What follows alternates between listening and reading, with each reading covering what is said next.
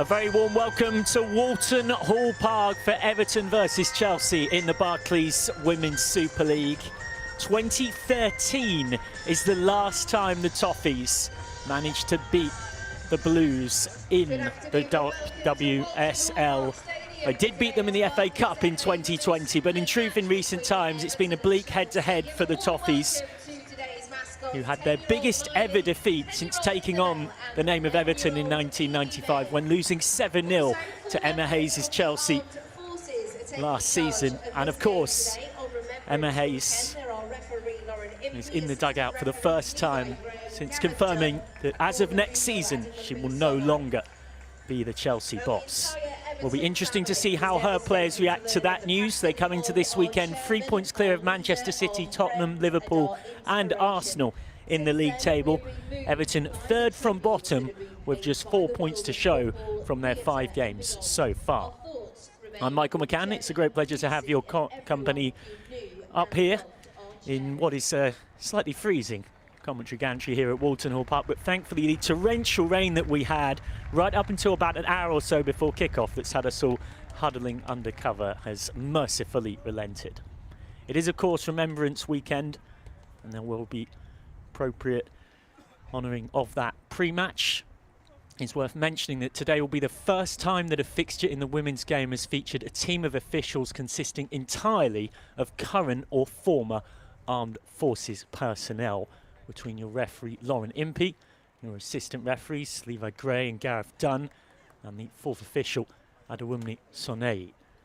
4 members of the armed forces taking charge of the Everton women versus Chelsea women match that you'll be watching in front of you here on Remembrance Weekend. Chelsea in their change strip, Everton in their traditional deep blue, of course.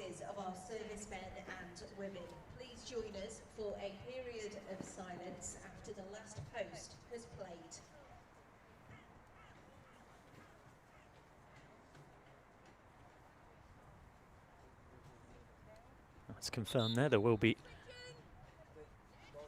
a moment of silence after the last post is played.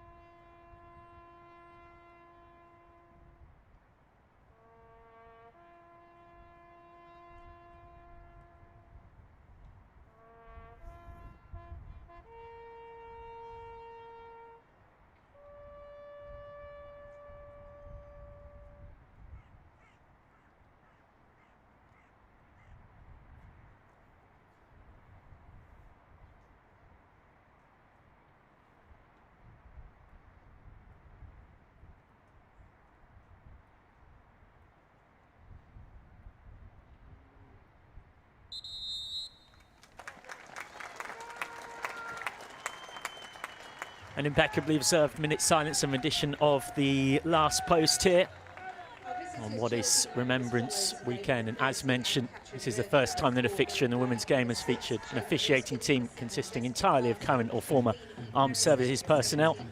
That is your Everton lineup. 4 changes from the side that drew 1-1 at Spurs. Sarah Holmgaard comes in for her first WSL appearance of the season. Karen Holmgaard gets her first start. Martina Piemonte and Nicolina Sorensen also in. Chelsea make 2 changes from the side that hit Aston Villa for 6, and then were of course hit for 6 in terms of the shock of finding out that Emma Hayes is departing at the end of the season. Sam Kerr and Jelena Chankovic, the two to come in. Fran Kirby, who earned so magnificently in that one to a sizzling best, is benched, as is Mia Fischel. So all set to get underway here then, and after a swap-a-rooney caused by the coin toss, Everton will attack from right to left as we look at things, and Chelsea from left to right. Before kick-off, a moment to take a stand by taking a knee against all forms of racism and discrimination. Really important this game is for all of us to enjoy, regardless of your identity. Off and underway here at Walton Hall Park then, Chelsea looking to keep their excellent start to the season going. Moving to focus on Champions League matters and a trip to Real Madrid in just 3 days' time, with domestic matters fully in hand. Only a win will guarantee that they keep their 3-point lead at the top. Starting today with 13 points to show from 5 games thus far. Manchester City, Spurs, Liverpool and Arsenal all with 10. Those 4 teams separated by just goal difference. Everton with only 4 points from 5 so far. Only the pointless Aston Villa and Bristol City, who have 3 points below them in the table. Do have a very imposing head-to-head record between these two. Chelsea, they've won the last 7 meetings between this pair. A 7-0 home win last season, where they were 5-0 up at half-time in May, was Everton's biggest ever loss since taking on the club's name in 1995. But here come Everton. Lovely little through ball. Early chance, and wasn't gathered cleanly back there.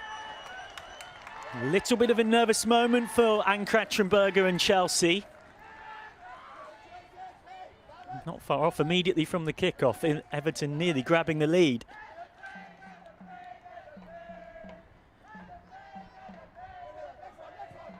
Home fans already into good voice in support. Plenty have travelled up from London as well.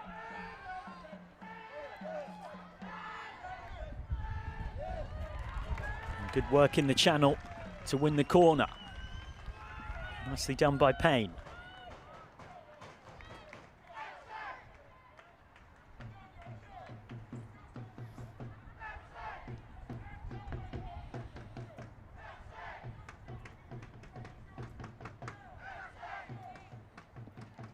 What can Everton create from the corner?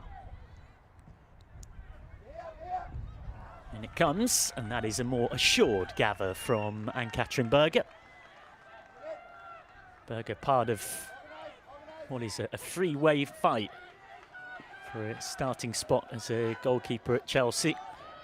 And it's only a three-way fight because Nikki Everard has gone out on loan to Brighton after signing. Hannah Hampton still yet to make her debut. And Zecira Mušović on the bench today, the impressive Swedish international.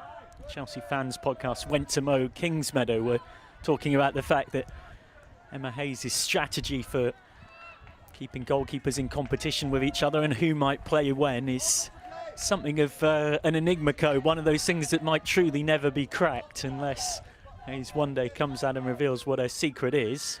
What is for sure is Chelsea are pretty stacked in that position. And that's an awkward moment for Brosnan.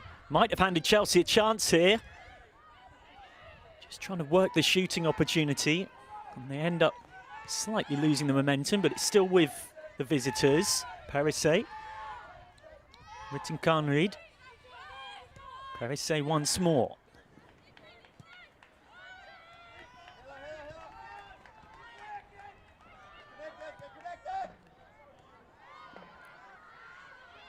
Kerr, always such a threat. 5 goals in 5 against Everton.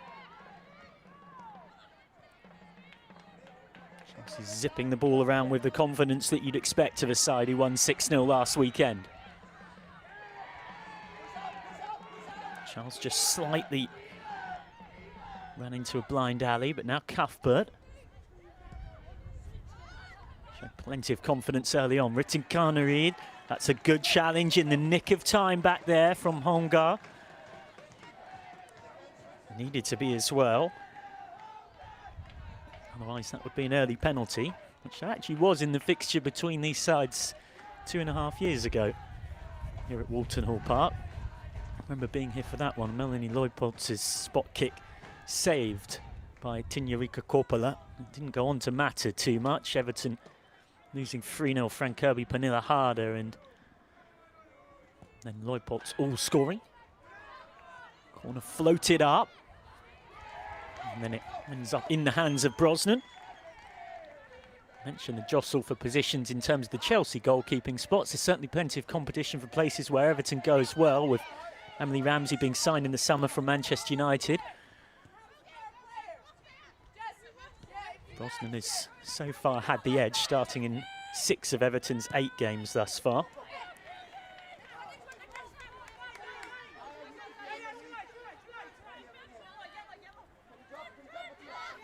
Parise inside.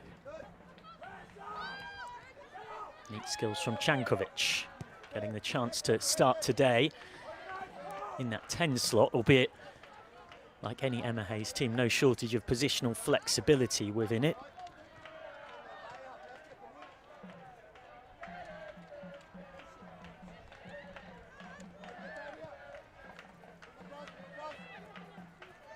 Parise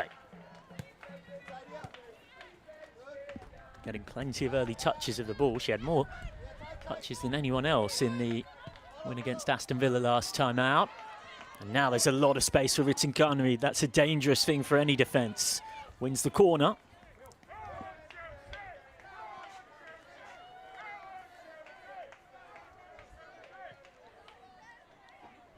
Parise jogs across to take it. And Parise, summer signing from Bordeaux in 2022, brings with her a lot of experience after 4 years or so at Paris Saint-Germain, following 4 years at Lyon 2, Champions League winner. Parise's corner, she'll get another chance. Chelsea continuing to build their early pressure after it was Everton who nearly led in the 2nd minute. Nearly had the lead about 70 seconds into this contest. But since then, it's Chelsea who've settled into a rhythm.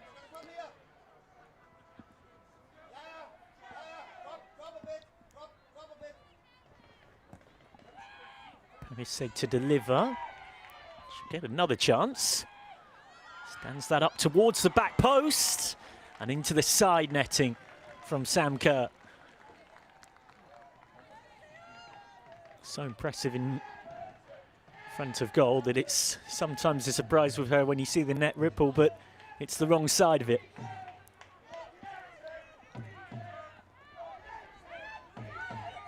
Sam Kerr, who of course deserves our congratulations as of this week. Engagement confirmed to Christy Mewis. Fantastic to see such open visibility as a member of the LGBTQ+ community myself. Means a lot to have that in elite level sport. I've talked before at how sometimes in sport it's seen that you have to play well to belong, and that in women's football she feels like it's the other way around. You have to belong to play well. It's a great interview the pair of them did very openly a while back with Flo Lloyd-Hughes for Gaffer. It's well worth a look, talking about life on and off the football pitch. Fantastic role models in that regard. Given away by Carter, chance for Everton on the break. Piemonte's touch was loose. Have at least managed to keep the ball.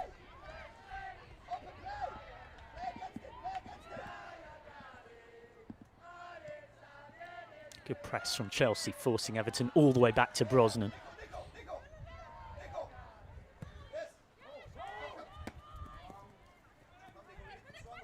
Headed up by Parise. Rittenkanri was looking to get in behind. Now Cankovic takes over.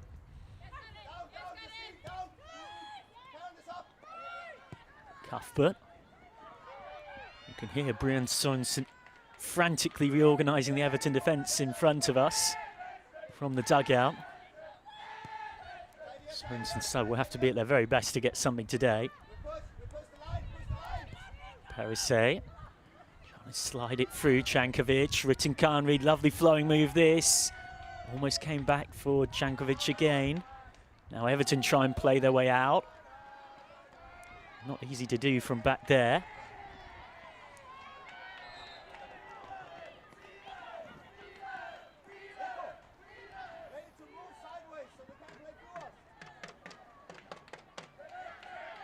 Everton get a moment to breathe, having to absorb quite a lot of Chelsea pressure in the recent moments of this one.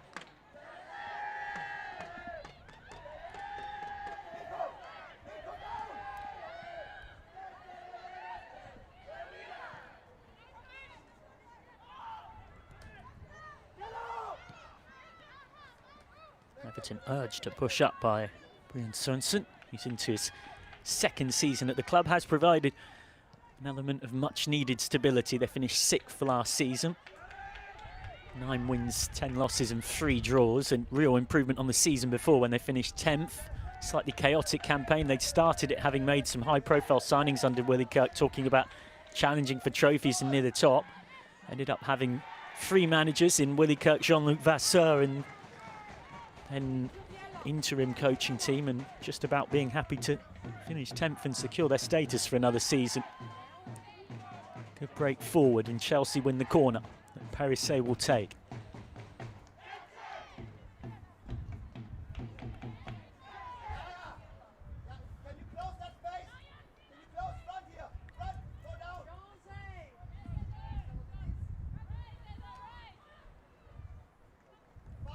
More defending early on for Everton to do.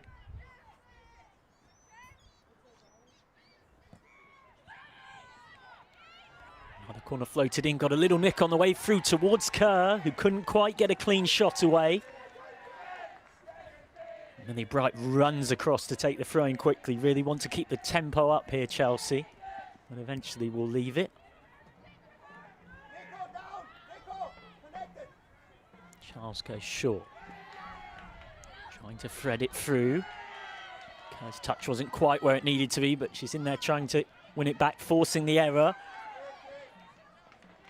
Martin Kanried and then Sjöken both with headers, ends up in the gloves of Brosnan. Brosnan, who won't have fond memories of playing Chelsea, Courtney Brosnan. She was in net for the 7-0 away loss in May, Everton's record defeat. And she was actually in goal as well for the 8-0 loss when West Ham were away against Chelsea in February 2020. We'll be hoping for a much better day today. Brosnan, who joined West Ham in 2019 before moving on to Everton a couple of years later.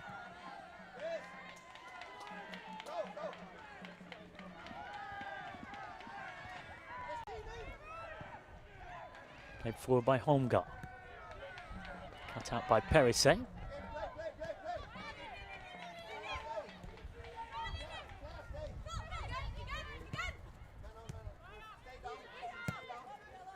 Good spell of possession for Everton here, just what they'll need to settle the nerves. Do at least have the psychological benefit of being in a position today where they don't have much to lose in terms of expectations. Good aggressive header from Holmgar. Will bring a goal kick.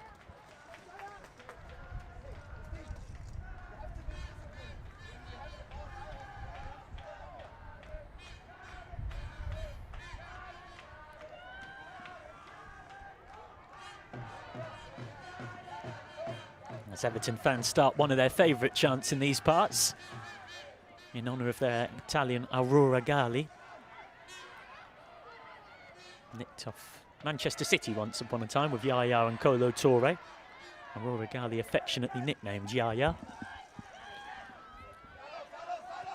Defending to do for Everton here, slip free towards Kerr. Oh, that's a clever back heel, Nusken. Looks for Kerr on the return.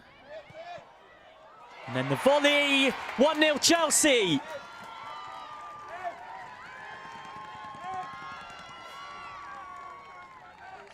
A lovely clean strike from Jessie Fleming.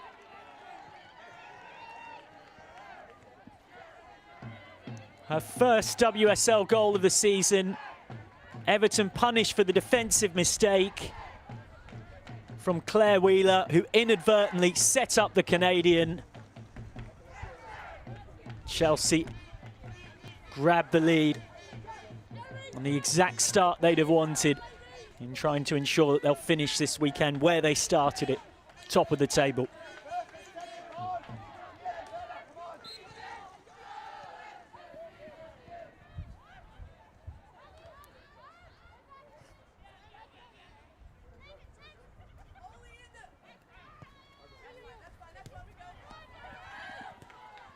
Now here come Chelsea straight from the kickoff. Rittinkanri charging forward, putting on the rocket boosters. Not that she ever really takes them off, she's that rapid. And then the strike from Cuthbert. Brosnan had to be careful, it was swerving, it was awkward. Could have been 2 goals in 2 minutes for Chelsea. Just a little shimmy inside, created the space. And then Cuthbert looking for what would have been her second goal of the new season. They're not quite so new season now.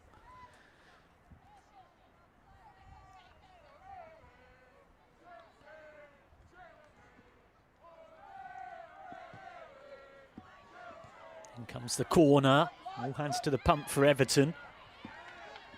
They're fighting to stay in this contest right now. Fleming's header. Could be a second here. Jankovic was waiting for it, so is Nusken. And the whistle's gone. And that chance is gone. But you sense the way Chelsea are playing. Unless Everton can find a foothold and find it quickly, they might not have to wait too long for their next one.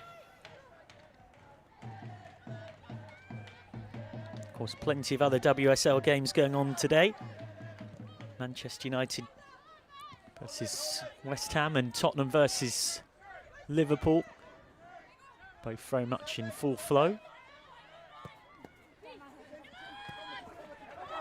Kicking off at the same time as us, Manchester City versus Brighton. In 45 minutes or so, Bristol City versus Aston Villa gets going. And the late game is Leicester City versus Arsenal.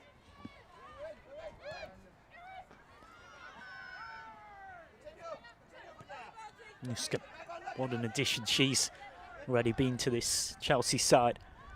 Scarily good for someone who's only 22 years old. The summer signing from Eintracht Frankfurt. Ollie from the Blue Royalty podcast was referring to her having telescopic legs in terms of her ability to win the ball back in midfield.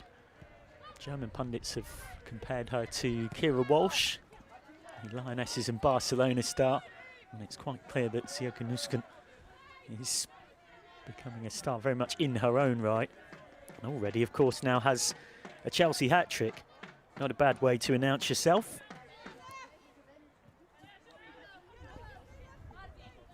Holmgart. Whacked forward by Cuthbert.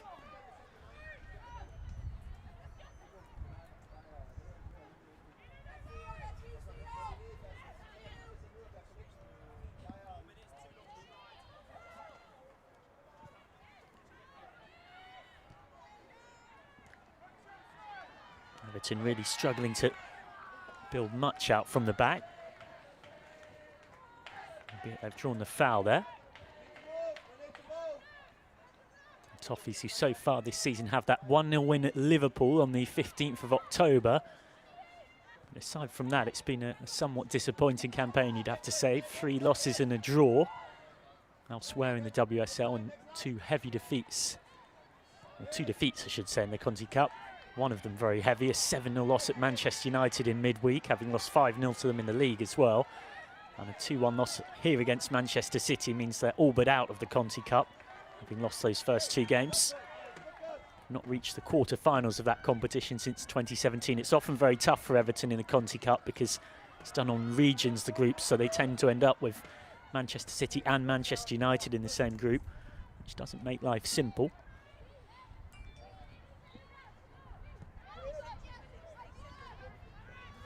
Perisset. Rittinkanri dropping deep to help link the play.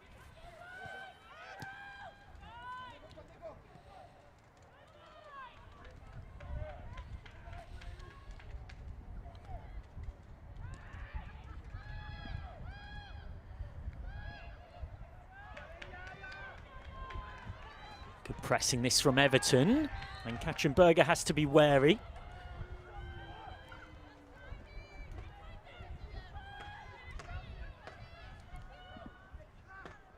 To fight their way back into this contest. Easier said than done against Chelsea. Chelsea side chasing what would be a 12th league win in 13. Had that 1-1 draw at Manchester City earlier on this season.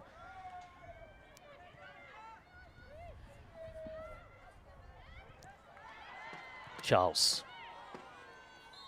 Stabbed it forward, had already been fouled.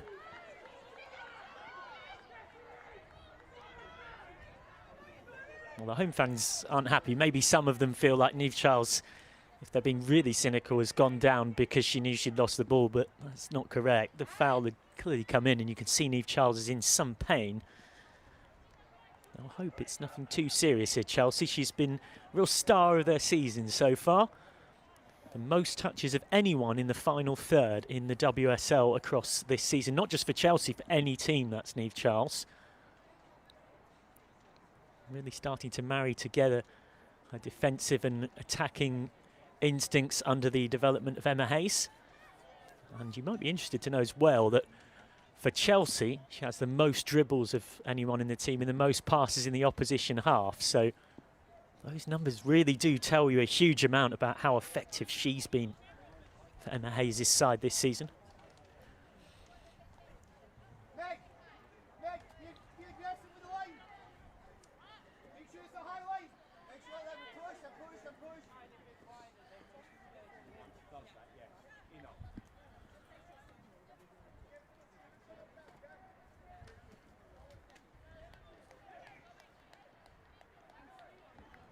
If you're just joining us touch late here, Emma Hayes' side already 1-0 up. And if you've been living under a rock for the last week or so, you may be intrigued to know that she's moving on to the US Women's National Team job. Has said that though she was born in England, she was definitely made in America. Might feel like a long time ago, but she spent time with the Chicago Red Stars and Long Island as well. We'll look to restore former glories at the US Women's National Team. But for now, as Jessie Parker-Humphries was saying on the Blue is Royalty podcast, Champions League or bust. One last hurrah in Bilbao, which for those who are unfamiliar, the San Mamés in Bilbao is the venue for the UEFA Women's Champions League final this season in late May. Chelsea will have their eyes on European glory. They've been drawn in Group D with Real Madrid, who they beat 2-0 at home last season in the group stages and drew 0-0 with away. Also with Paris FC, the surprise package, who have dumped out Arsenal and Wolfsburg in qualifying. Wolfsburg last season's runners-up, Arsenal last season's semi-finalists. And Chelsea also with BK Häcken from Sweden, which will bring a reunion for Johanna Rytting Kaneryd, who signed for Chelsea from Häcken in 2022. Chelsea starting their 8th European campaign. They've gone to the semi-finals or further in 4 of their last 6 seasons. Semi-finalists in 2018, 2019, and last season. Runners-up, of course, behind Barcelona in 2021. Indeed, it often has taken some of Europe's best to put Chelsea out across their history. They've gone out to Wolfsburg 3 times, Barcelona twice, and Lyon once, as well as that group stage exit a couple of seasons ago. Well, this is not what you want to see. Niamh Charles visibly distressed, visibly in a lot of pain, and visibly upset. Well, we might see her back on, but I'm not certain we will, just by how much that left leg looks in real discomfort. And with the Champions League campaign starting in just 3 days, that's a worry for Chelsea. Back underway. Cankovic to take the set piece. Comes down to Cuthbert, who thought about shooting for a second. And now Kerr will cross, and Millie Bright was there.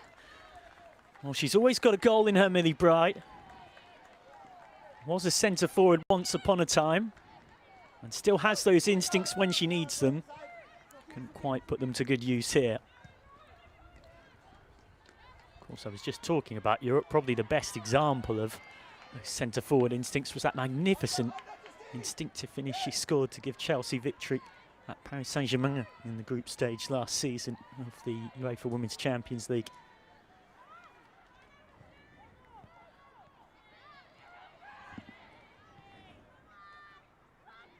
More Chelsea pressure.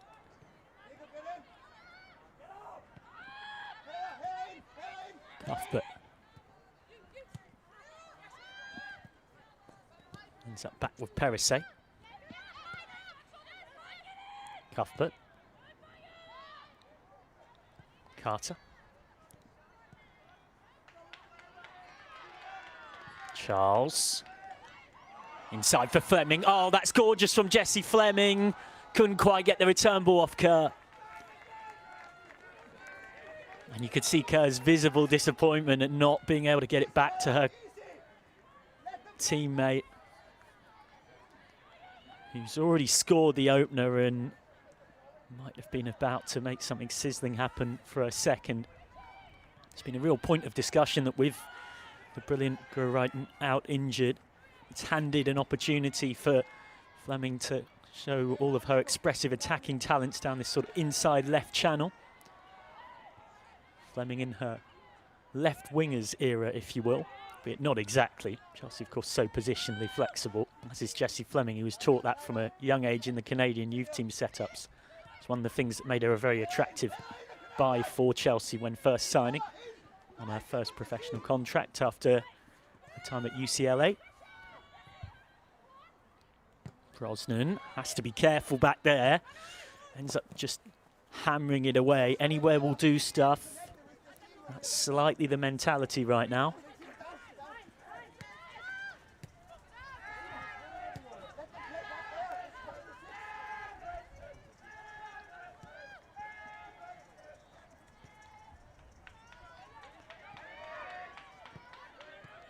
Jankovic. Perisset.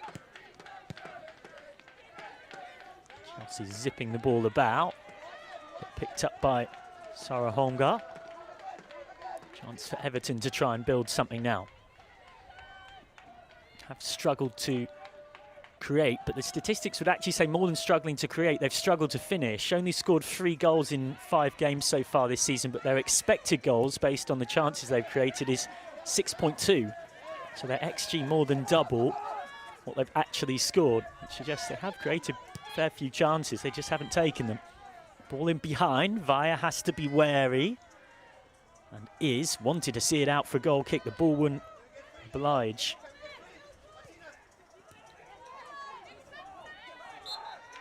Sorensen goes down under the challenge from Perisset.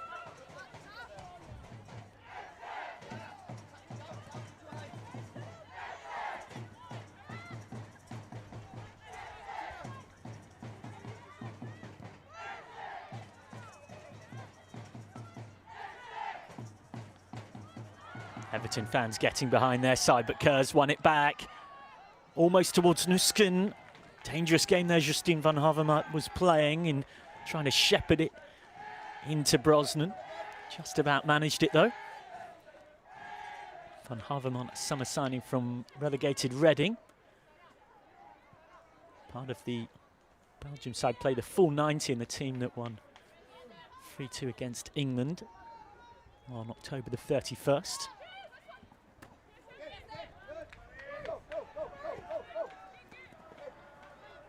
Carter's header, bright back there. A little bit of confusion. Sorensen can only find Jankovic, but then Van Havermaet is there to win it back. Sarah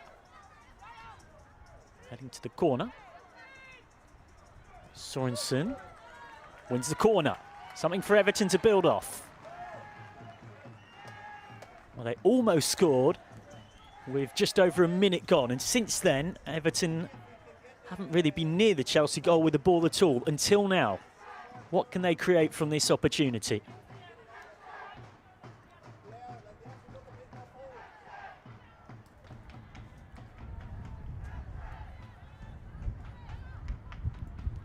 In swinging corner.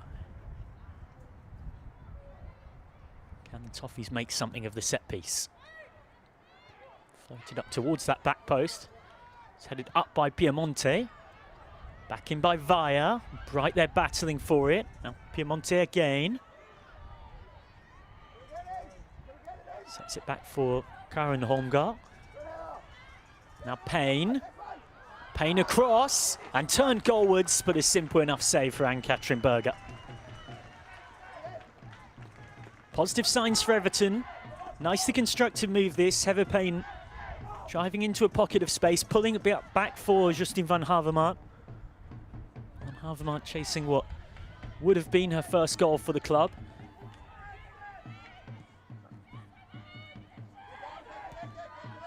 Now here come Chelsea.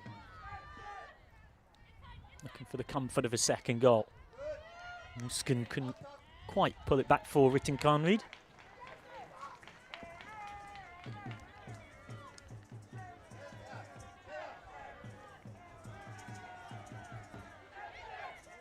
Good skills in there to retain possession. Now Cuthbert trying to burrow her way through, couldn't quite do so.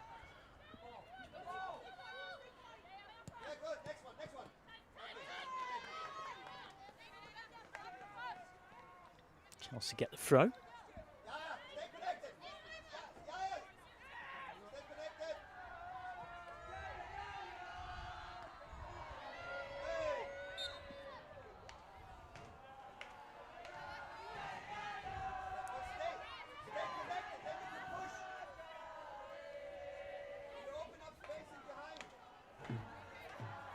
Well, it wouldn't be Merseyside if there wasn't a little bit of chance customised to some of the Beatles, would it? Great to see so many different flags flying away to our right as well behind that goal. Can spot Sweden and Italy, as well as one particularly in honour of Megan Finnegan, one of their own in these parts. You cut her open, she'll bleed toffee, if you know what I mean. Sorensen. Sarah Hongar. Pass had just too much on it.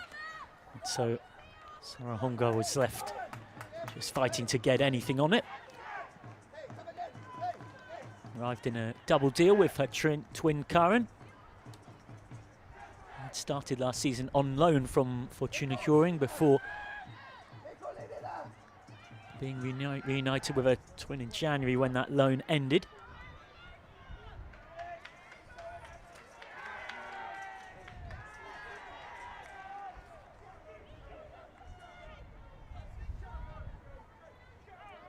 Just over half an hour gone. Everton will be pleased about how they have managed to absorb pressure in it. Oh, wow. Missed by Bright. Here's Piemonte. Big chance. And straight at Ann-Katrin Berger.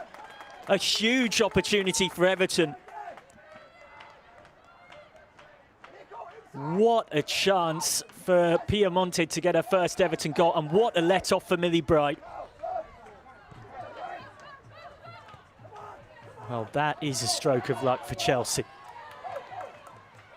Van Havermaet. Cuthbert is down, clutching her face. On we go. And now the referee, Lauren Impey, will bring things back. The referee obligated to stop play as soon as they see a player with a head injury.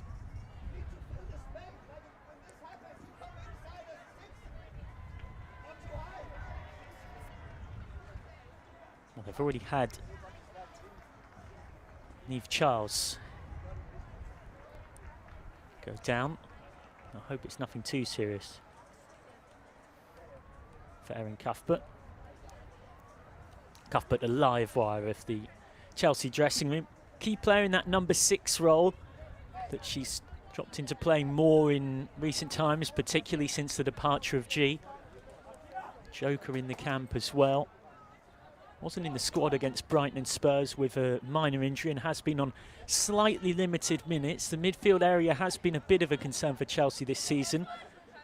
Melanie Leupolz with her injury, Katarina Svitkova with knee problem, Gura Brighton, and then of course Katarina Macario on the sideline long term. I hope to not be adding Cuthbert to that list.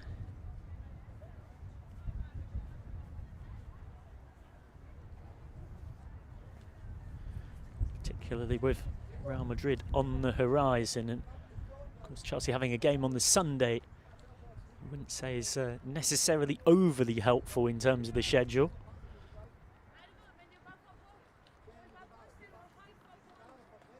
There's plenty of other clubs on the continent who've benefited from Friday night fixtures or Saturday lunchtime games just to help with that turnaround to Europe. Chelsea's fixture, this will start to pick up and get busier and busier now with that Champions League group stage getting going.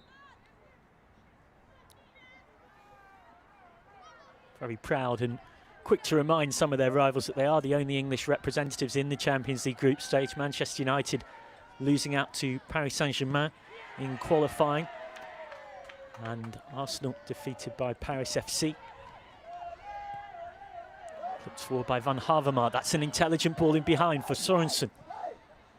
Sorensen's cross towards Piemonte. It was just behind her. Still there for Everton. Good block in the nick of time, and suddenly Chelsea can build. Well won back though. Frantic passage of play here. Payne ticks it on. Flying in his wheeler.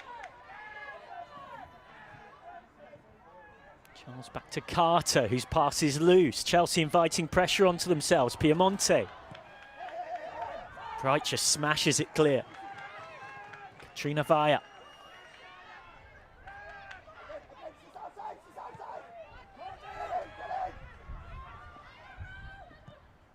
Sarah Holmgart crosses towards that back post.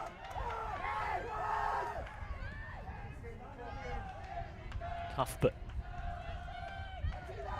showing good composure. Now Perisset.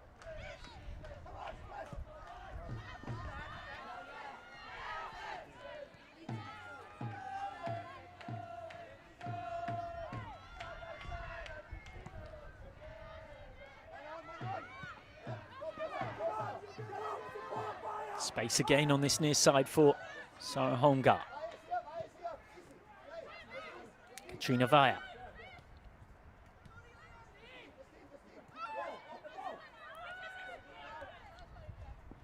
Van Havermaet. Wheeler. Now Payne. Nice work from Payne. Cleared by Bride. Again, Chelsea, you'd have to say, not looking totally convincing at the back. Everton having a good spell here.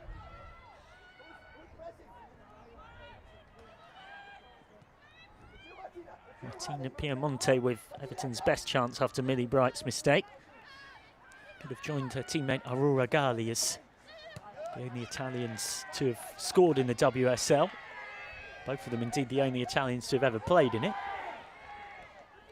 No foul on Van Havermaet.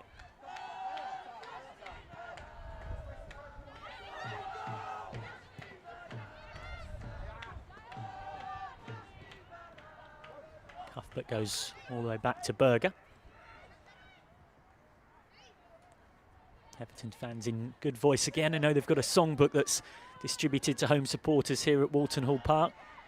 Everton Women's Supporters Club, established in 2007 by Julie Makin, have worked really hard on building an atmosphere here at Everton's new home, which haven't quite made into the most intimidating place to come yet, you'd have to say. Piemonte with the foul. I say that because their statistics here at Walton Hall Park are definitely not what they'd want them to be. They've lost exactly half of their games here, 17 losses from 34. Since they first played here in February 2020, an eventful 3-2 loss against Manchester United. 11 wins and 6 draws.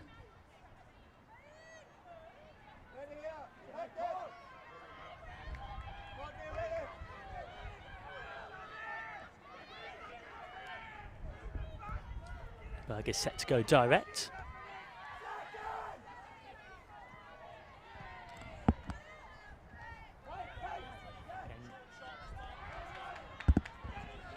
Game of head tennis in midfield ends up with Chelsea coming forward. Little pocket of space for Fleming. Inside for Kerr, who helps it on. Shooting chance. Miscued, although it's still nearly crept into that bottom corner off the boot of Joanna Rittinkana-Reid.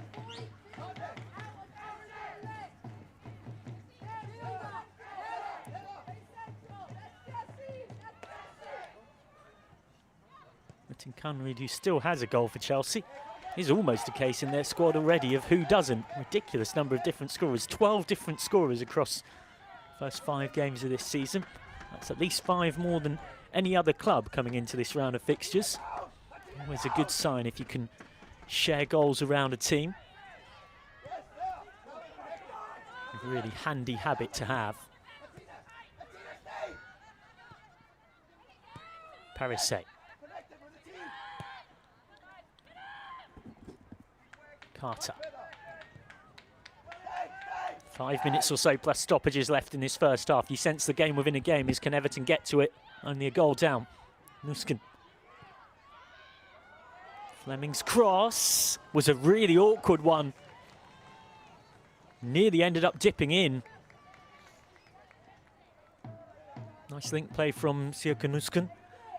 Then back for Fleming, who you would think was trying to find Kerr rather than score. Jesse Fleming, who, as some put it, born in London, Ontario, balls in London, UK. Very much a baller on her day, Jessie Fleming, and she seems to be having another one of those days here. As here comes Fleming, winning that one back, as if to illustrate my point. It's been left for Ritten Carnreed. Ritten Carnreed seemed in a bit of a conundrum about if to cross or shoot, and never quite effectively did either here. Did have the option of Kerr. The angle wasn't perfect to shoot. Flashes all the way through.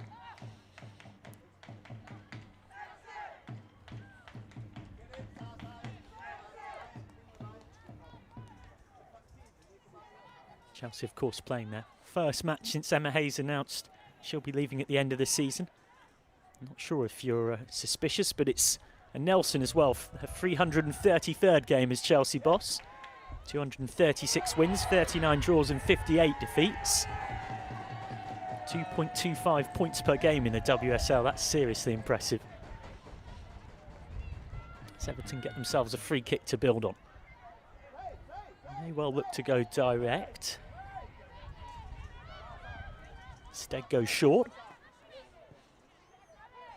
He's someone that favours a possession-based style of football, Brian Sorensen. Was a feeling last season sometimes, though, that kept the ball for long periods without necessarily being effective. Foul on Fleming. Could be further punishment here. Well, it will be a further punishment, but it's for Fleming for dissent, not for the actual challenge. Jessie Fleming picks up her first yellow card of the season in the WSL. And with half-time approaching, Chelsea have the free kick platform.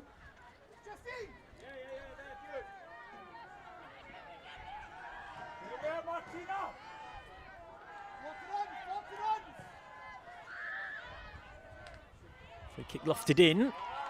It'll flick on into the gloves of Brosnan.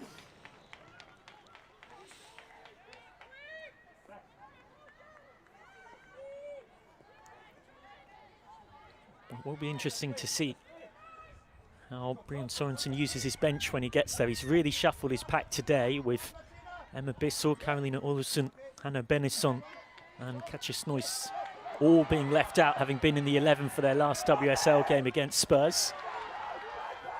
Here they come, looking for an equaliser. Payne has lots of options. Big chance and a big save from Ann-Katrin Berger, but it snuck in on the rebound. It won't count though. Sarah Holmgard thought she'd scored what would have been her first Everton goal, but is brought back from the jubilation. Sarah Holmgard's strike magnificently saved. And then it was Justine van Havermaet on the rebound, who thought she bundled it in, but brought back from her jubilation almost immediately. Well, that is a splendid stop from Ann-Katrin Berger. Had she not saved that, any discussion about the offside afterwards would have, of course, been irrelevant. It seems like Ann-Katrin Berger has hurt herself in the process of making that stop. Berger, who's on a contract through to the end of this season with a one-year extension option for the club. Had a milestone last time out against Aston Villa, her 50th WSL clean sheet, coming in that 6-0 win Well, Chelsea really showed their tactical flexibility. Played in a 3-4-1-2. Seen them use a 4-2-3-1 this season as well as a 3-4-3-2. Created a lot of player overloads with Niamh Charles consistently used as the spare player, the third player to break into the box. Berger eager to play on. Remember as well, if you wish to get involved on social media, can interact with the home side on @EvertonWomen, the visitors on @ChelseaFCW, and the league on @BarclaysWSL. And do get in touch with your commentator Michael McCann, yours truly on @ThisIsMcCann. That's This Is McCann, MCCANN. It'll be great to hear where you're watching from in the world and your thoughts on this first half. Offside flag up against Heather Payne. Well, there has been some really encouraging signs for Everton here. Martina Piemonte's chance, the brilliant save that Ann-Katrin Berger was forced into to deny Sarah Holmgar.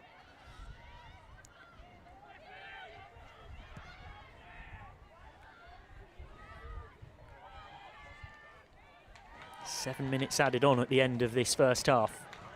It's something we're being accustomed to seeing a lot more of in recent times. Referees more wary of how much time has elapsed without the ball in play, and longer periods of stoppages at the end of games becoming more customary than they might once have been.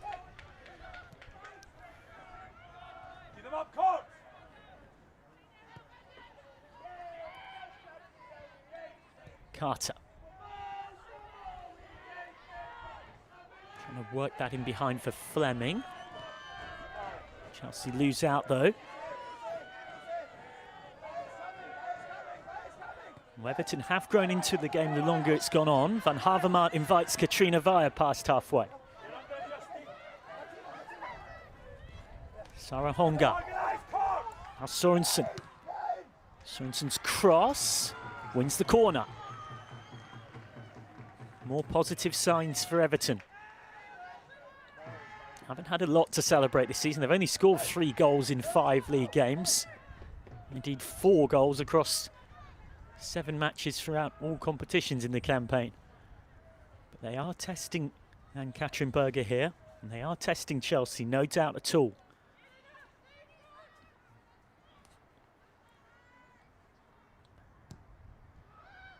In swinging corner, floated towards that far post. The header was on target. Piemonte was trying to get it under control. Perisset just puts her foot through it. Veijer heads it back towards goal. All a bit frantic back there. Cleared away to Wheeler.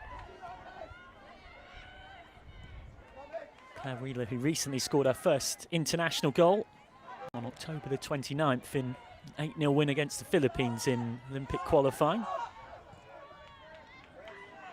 Key member of the Matildas national team side. What they've called the Matildas effect over there as well. Games starting to sell out in mere minutes. The effect of that World Cup campaign in full force.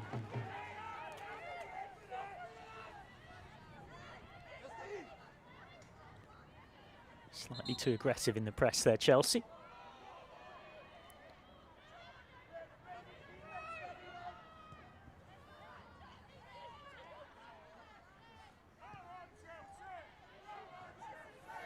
At near enough the exact midway point of the 7 minimum minutes added on. Too much on the pass for Veijer. He has to sprint back into a defensive position. You can see the Chelsea dugout just in front of us to our right, barking out instructions.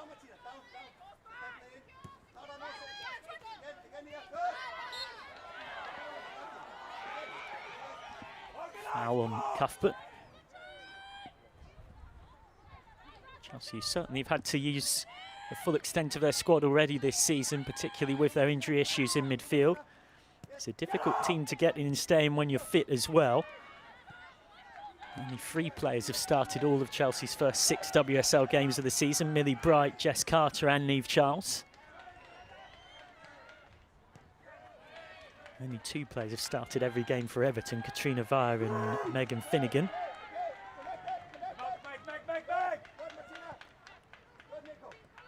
Perisset.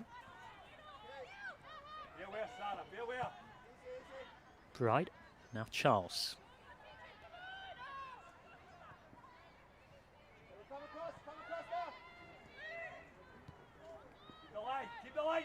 Patient possession from Chelsea. How they'd love a second to take into half-time. It would be harsh on Everton across the balance of play.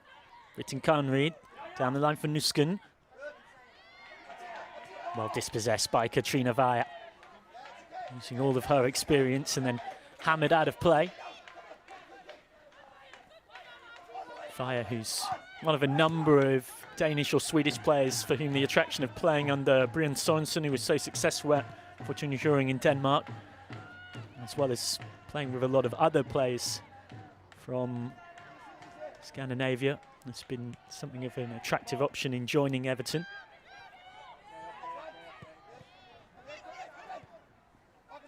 Hit Sorensen. He didn't know a lot about it. Nusken on. Just trying to thread through a needle, running up that middle area with those little intricate passes. Fleming just lost it. Ritten Kahnryd. Not the best pass from Perisset. Brosnan has got to be wary. I laugh just because you could hear Brian Sorensen in front of us just screaming, "They are coming, they are coming." Summed up the Chelsea press perfectly in the ferocity of it.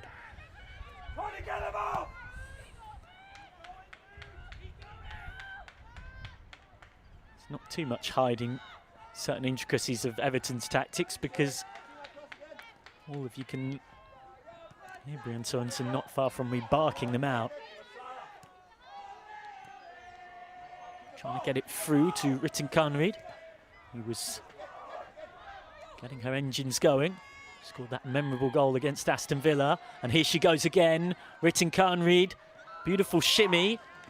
And it ends up in the gloves of Courtney Brosnan. Johanna Ritten Kahnryd threatening once more. Such an impressive player. Very versatile when she plays for the Swedish national team. And well, you can put very versatile next to almost any Chelsea player. It's pretty much a prerequisite. Half-time here at Walton Hall Park.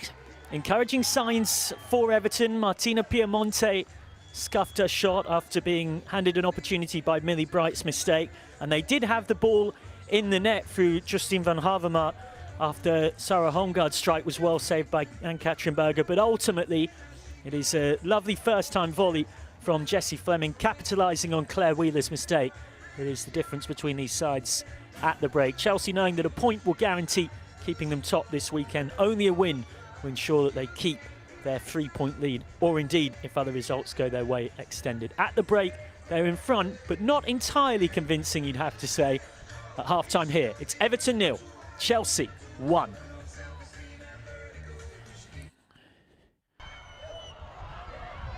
Let's take a look back at those first half highlights, starting when Heather Payne almost had Everton in front, with just over a minute gone. Chelsea found their gears thereafter. Sam Kerr headed into the side netting.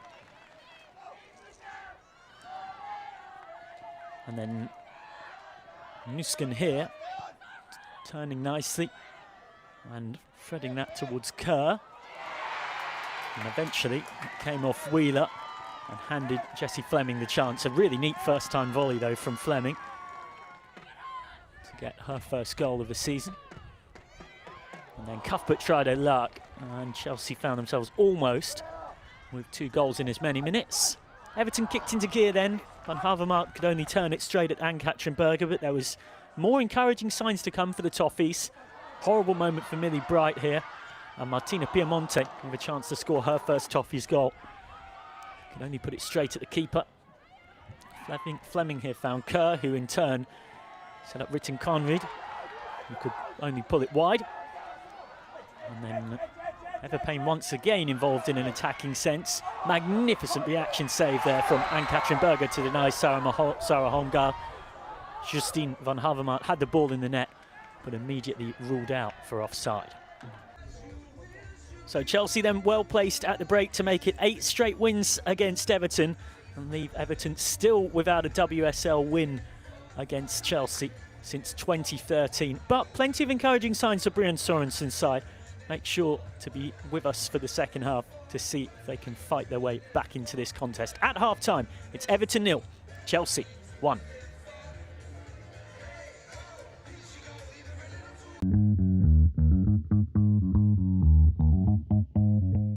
Excited, would say nervous, but nervous doesn't really suit me, so yeah, excited. We're passionate about what we're trying to do, we know what we're going after, we know it's going to be tougher than it ever has been, so very excited of what's to come. I'm feeling really excited and curious in the new season to see how far we'll reach with Chelsea. What excites me about this team is we've had very little disruption to the current squad.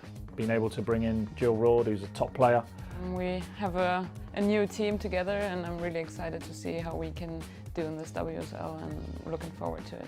We've had a good pre-season so far, 7 new signings who are bedded in well. It's going to take a little bit of time, but we're really pleased with the performance levels. We've had some tough games in pre-season, tested ourselves against European opposition. I think it's going to be a big step up this year, but I think we're riding the confidence of promotion and we're hoping to really carry it into this year. I'm looking forward to it. We've obviously got new players in, new manager in, fresh start, so yeah, I'm looking forward to the season starting. The team goal is to win trophies. Right now we have the cup to give everything for and the league, so of course we want to win trophies this year. Team goals for the season is to win. We want to be successful, we want to win trophies. We enjoy winning silverware, so that's got to be the aim. We're in it to win it. We just need to work and improve on what we did well at the end of last season, compete with the top teams and be in and around it. If we can be even better in the aspects of keeping the ball, be good at dominating the games, doesn't matter if it's top 4, if it's the rest of the league. We want to have our own identity, and so basically just building on that. I think it's just building on what we did towards the end of last season. We obviously have our internal goals, but as a team we'll be looking to build on what happened last season, yeah. To be competitive, we want to make sure that we surprise teams, and that doesn't necessarily mean in the obvious ways. It means in the fact that we've got ambition, grit, we want to prove our point, we want to play football. And we want to make sure it's exciting for fans because they've been following us through this journey the last 2 years. So I want to make it just as enjoyable for them again. Ooh, definitely hard-working. Ambitious, is that the right word? Together. Quality. Driven. Funny. Passionate. Togetherness is one word. I think resilient as well. Relaxed. Good people. Passion. We love our fans, they're great. The fans should come down and watch us because we will leave nothing in the tank. We'll put it all out there, we'll work our absolute socks off. So please fans, come and watch us. We have a good team, we have a team that's passionate. We've got some talented players at this football club, and we're really looking forward to seeing what we can achieve this year. I really hope that we in Chelsea can put out a show for the fans, play some good football, show some winning mentality, both when it goes good, we want to do it even better, but also when it's not that easy. I think this season will be extremely competitive, and yeah, there's no reason for the fans not to be there. We're playing against some of the best players in the world, playing against some of the best teams, and it's our chance to make our mark. The fans should watch Arsenal because we play good football, we play exciting football, we want to score goals and we want to have possession and dominate games. They rock Walsall time and time again. The support towards last season was arguably one of the best in the division. So get your tickets now, guys. Our fans should look out for every new signing that we have made. Really interesting players with different qualities. So yeah, watch out. Yeah, we're pleased with who we brought in.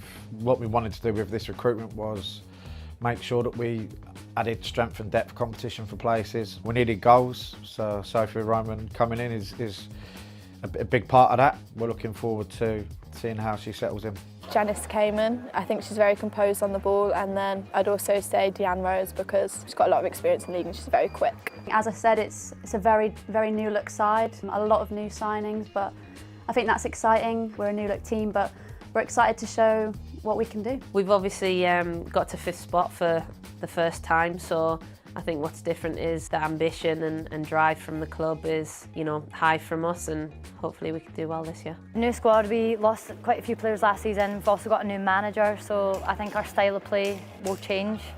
maybe the formations that we play within that. Yeah, so quite a few changes. Last season was a really tough season, but it was almost just about surviving, whereas now we've got a fresh slate, so everyone's really excited to get going. Hi, I'm Tatiana Pinto and this is Get to Know. I think Brighton is the perfect project. The club has such a good vision and it's a very ambitious club. And I just think I suit here very good. So I'm really happy to join Brighton and looking forward for the next season. Very good. It's very sunny right now in this moment. So I'm really enjoying the time here, knowing a lot of new players, the staff, the club, everything here. But I am feeling very happy in the moment with everyone here. No, in personal, no, but I knew about Pauline, about Vicky, about Robo. That was some few faces that I already saw in other games. So yeah, I'm just very excited to know all of them and to learn a bit from them also. Very good, very close to us, very worried to know our concerns, very close. So very excited to start with the team and to start the league with everyone. Well, that's a good question. No, I think my main goal is to open doors for more Portuguese players coming into the WSL. I think we are very talented players, we just need opportunities. So this is my main goal and of course have a big impact in the team and help the club to be very successful. So I define myself as a collective player. Like I will put the interests of the team first. That's my main thing, and I'm very aggressive. I like to have the ball. I'll do whatever it takes to help my teammates, my team. But yeah, and I think I am a very smart player. I think I can help my teammates, yeah. I think it's crazy the difference right now. It's the league is so competitive, so good. The facilities in every club, it's just crazy. I think any player now wants to be in this league because they can really perform in the highest level. So yeah, I'm just here because now I feel 100% an athlete and I can perform in my highest level, so very happy. Oh, it's lovely. People saying blue and white suits me, so I hope that's true. No, it's just lovely. I love the strips, the seagull. I'm in love, really. Hi, I'm Sandy. I'm Kiara, and this is Save Reacts.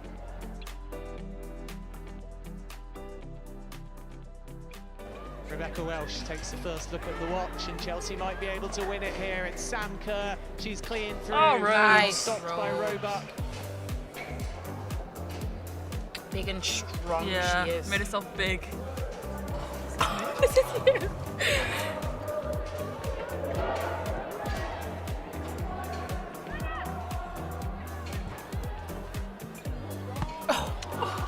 Nice! Stop it. Nah, Sam, that was a great save. Oh, thanks. No wonder like you didn't even just pull off a worldie. Oh, nice. Thanks, Kiki. We'll watch it again if we have to. Ropes again. Ooh. Oh, this is I thought this would be the other one.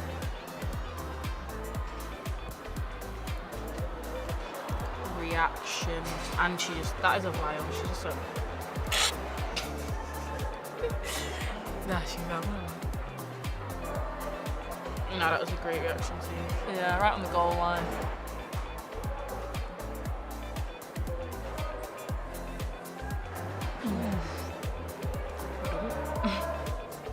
Alright, this is the other Roebuck show. Oh, I remember this one. Yeah, it was like the Chelsea Nice. one. Nice Roby. Great positioning.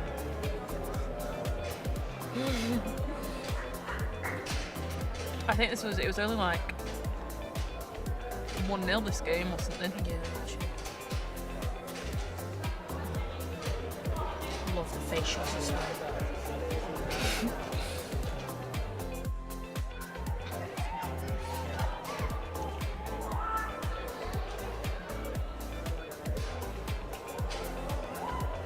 Oh, she did well to stay up there. Yeah, I would have been down. Why is she so open? Yeah, great defending, but we're not really to judge that, are we? But we shall. It's all about the same. Great save, Rose. I can't even remember the save that I made. Surely I'm not going to show the goal. Oh. Nice, Kiki. Get out of here. I just said, get out of my house. Oosh. Sent to the shops. Nice, Key. Same big. Big.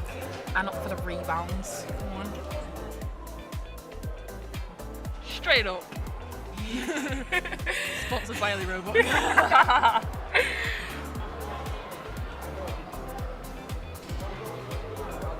Oh, nice. That's Why did that? Yeah, that looked really weird. Ooh, again. not the Get punch. Out. Get out of here. We should get out more, shouldn't we? That's you. We don't like that. Even that kit looked Oh, I loved that kit. Nice, Oh, Sandy. no. I'll tell you what, not to make excuses, but those mitre balls, when they're brand new, are so slippy. Should be catching this, you know. Ooh. That was great defending by Barry. Yeah. Big up, Barry. Oh, that's it. Oh, lovely. Well, nice. 3 clips between Wrapped us. up.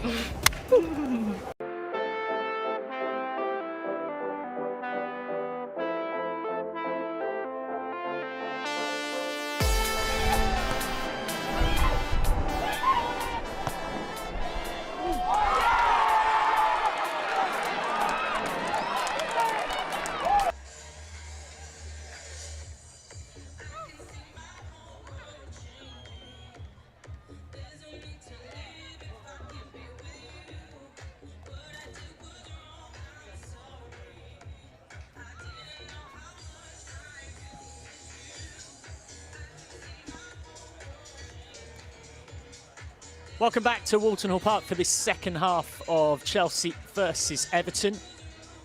Chelsea looking for a win to maintain their 3-point gap at the top of the table. Meanwhile, Everton hunting what would be something of a surprise scalp, you'd have to say, given the recent history between these teams. Everton set to kick from left to right as we look at things in this second half. Chelsea attacking from right to left. Chelsea looking for an 8th straight win against Everton.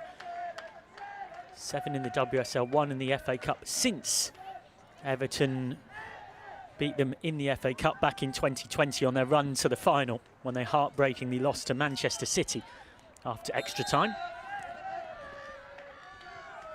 So Chelsea looking to turn that first half goal from Jessie Fleming into 3 valuable points. Everton looking to build on the fact that although they're behind on the scoreboard, they created plenty of good chances, tested Ann-Katrin Berger on multiple occasions and had the ball in the net, albeit that it was disallowed.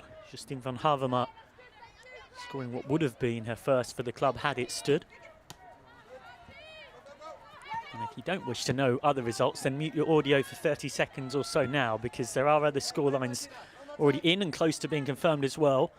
Manchester United have beaten West Ham United by 5 goals to 0, no less. Goals from Jay, Smillie Turner, Nikita Paris, once of Everton of course, and has been tormenting Everton recently. was on song against Everton in midweek, as well as Lucia Garcia and Jade Riviere in the second half. And that takes Manchester United level on points with Chelsea for now, at least. And in fact, they go above them in the live table on goals scored. But at least a point here for Chelsea will take them back top. They'll of course be hoping for more. Remember, Manchester City, Tottenham and Liverpool and Arsenal all started the down 10 points. So that win for Manchester United, beg your pardon, they of course started the down 9. So Manchester United are now 1 point behind Chelsea in the standings. And reminder as well that you can watch right now Tottenham versus Liverpool. That game is 1-1 heading into the last 10 minutes. If either of those two nick an equaliser, they'll join, nick a winner I should say, they'll join Chelsea on 13 points. And then Manchester City are being held by Brighton. That's 0-0 after 52 minutes. And Bristol City versus Aston Villa is 0-0. Kicked off not long ago between the bottom two. Piemonte sliding in, trying to cause some nervous moments for Berger. Mitten Conrad. Tried to slide it in behind for Kerr. Well, one back by Vaya. Van Havermaet. Nice skills by Justine Van Havermaet. Slight deflection. Won it back for Chelsea. Cuthbert. Now Fleming. Buccaneering through the middle. Couldn't quite find Kerr.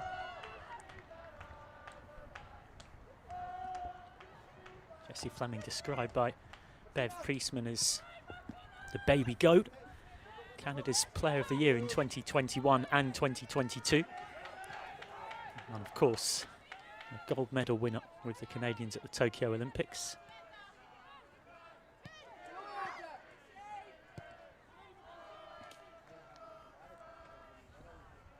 Jankovic.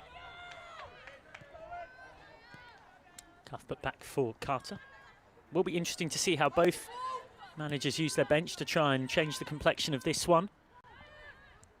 Chelsea would have loved to be dominating this game in the way they did against Aston Villa, such that they could maybe manage some minutes with that game against Real Madrid in 3 days' time in mind. For now, though, they're still precariously placed here. Cross from Jankovic. Fleming can get there. Say precariously placed, of course, 1-0 up. Jankovic slides it in behind for Kerr. Cuthbert. Cuthbert with the shooting chance off the bar. So close to the cushion of a second goal for Chelsea. It would help them feel a little bit more comfortable. Albeit they certainly can't have any eyes on Real Madrid at the moment because Everton are still right in this contest. Payne couldn't quite get onto it. Now Piemonte. Bit more of a wrestling match than football there for a second. Payne up against Bride. And draws the foul from Millie Bride. Chance for Everton to get a ball into the box here. Well, up the other end. Sam Kerr on the spin. Came back for Cuthbert. He fancied her chances. And nearly duly delivered. In every game she scored last season, Chelsea won. So that would have been something of a good luck charm to get an Erin Cuthbert goal in the bag. But not quite for Chelsea. What can Everton create? Lowest scorers in the division coming into this one. Only scored 2 goals in open play, both from Megan Finnegan. The other when Aurora Gali scored from the penalty spot. Too much on the pass for Sorensen. Plenty of attacking options on the bench for Everton. Katja Snoys, the Dutch striker who impressed last season in her first for the Toffees. It's also Carolina Olesen, summer signing from Fortuna Horing, and the experienced campaigner Tony Duggan, who's got history against Chelsea. Scored 11 goals against Chelsea in the WSL, Tony Duggan, more than anybody else. So she could be very handy to come on. Of course, has only recently returned from her pregnancy. Parise over the top for Ritten Kahnryd. Sprinting round the back. That is quite brilliant defence. It had to be perfect, and it was. Finnegan. Megan Finnegan, not with a lot of options. Finnegan, the club's longest serving player. Cuthbert inside, lovely flowing move this from Chelsea. Bit of the commentator's curse, just as I say that. Too much on the pass. 1-2 with the goalkeeper from Karen Holmgard, linking up with Courtney Brosnan, but it worked out okay. Now it's Everton's turn to build. Piemonte round the corner for Wheeler. This is promising. Wheeler towards Bride. Not where she wanted it to go, of course. And then Wheeler gets bundled over by Charles. Piemonte in there fighting for it. Piemonte's cross. There's no one really in there to fight for it, because Piemonte herself, the centre forward, had gone out into the channel to fight for the ball. Martina Piemonte, a summer signing from AC Milan, has consistently scored goals wherever she's gone. Spells at Fiorentina, Real Betis, Roma and Sevilla, across Italy and Spain, before linking up with the Toffees. I know there was a few in Italy very surprised she didn't get a World Cup call-up. She's been bustled off it there. Fleming. Now Bride. Well intercepted by Van Havermaet, who is fouled by Sjoeke Nusken.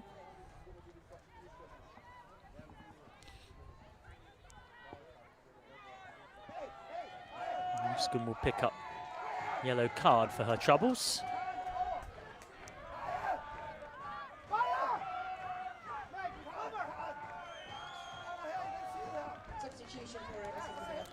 Everton making a change. Honga comes off and Emma Bissell comes on. It's Sarah Honga making way. Might be a change in formation. Not necessarily easy to tell, because Emma Bissell is incredibly versatile. When she was coming through as a youngster, she was a fullback. When coming through at Manchester City, she was a midfielder during her spell with Bristol City in the Barclays Women's Super League. And then, more recent spell at Florida State, she was much more of a forward before signing in the summer for Everton.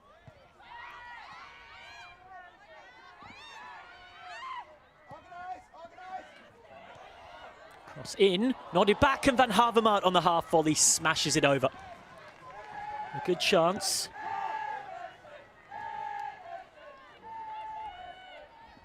Well, they are managing to consistently open Chelsea up.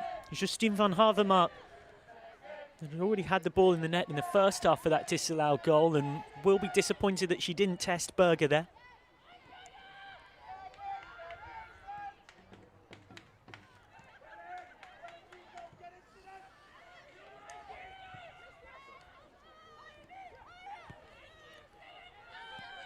Charles.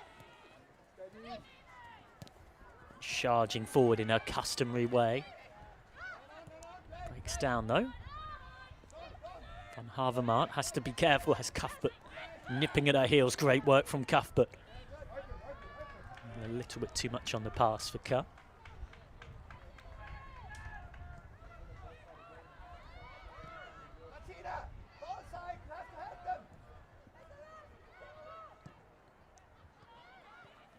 Van Havermaet. No shortage of Chelsea shirts leading the press. Flicked forward by Sorensen, but too much on it. Everton chasing their first win against one of the so-called Big Four of Manchester United, Manchester City, Chelsea and Arsenal in the WSL since a 3-2 win in September 2013. More than a decade ago when they beat Chelsea. Tony Duggan, Michelle Hinnigan and Chantal Boy-Halorka on the score sheet that day. Have beaten Chelsea in the FA Cup since. And they're right in this contest. They've had some good chances. It's, you could argue, been a bit of a metaphor for their season. I mentioned in the first half their number of expected goals is more than double the number of actual goals scored.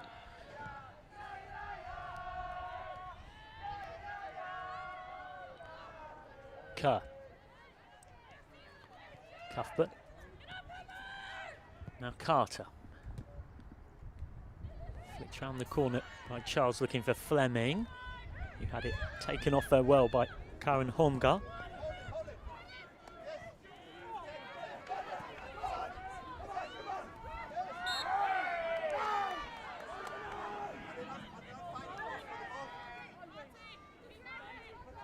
Via feels like she got the ball. Piemonte makes a case as well. Via was making the case from further back. Carter. Will be interesting to see how Chelsea use their bench when they go there. Cuthbert. Now Charles, first time cross. Dealt with by Karen Holmgar. Too much on the ball clip forward, well intercepted by Carter. Muskin. Now Parisset. More danger here. Well, almost paid the price. You've got to be careful with playing a high press like that against Ritten Carnerid. Worked out okay for Everton. Slightly heavy touch just allowed Chelsea to win it back. Ritten Carnerid. Kerr.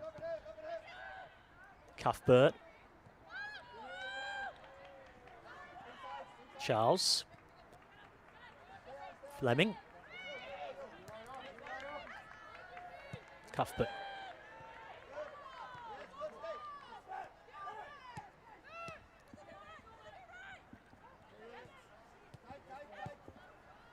Chelsea zipping the ball about with some confidence, finding their rhythm. Slipped in behind for Fleming, who wins the corner off Claire Wheeler. Chelsea's first corner of this second half. I'd expect it to be an in-swinger. They generally prefer that. Coming into today, they'd had double the number of in-swingers to out-swingers this season. 18 in-swingers to 9 out-swingers.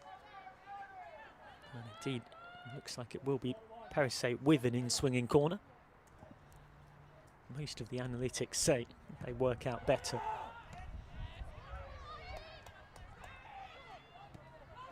That one comes to nothing. Piemonte tries to set Everton forward. Ritten Carnerid can clean up with relative simplicity. Berger. Charles.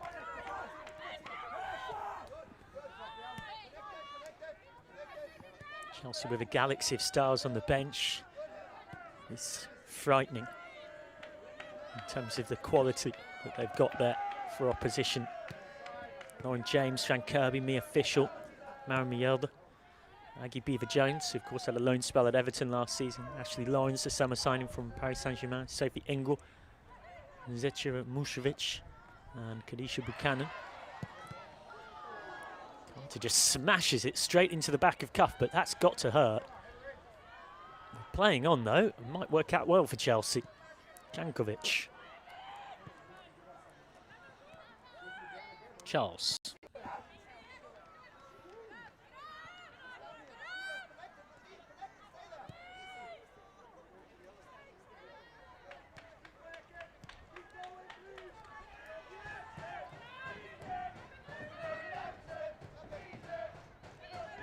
Right.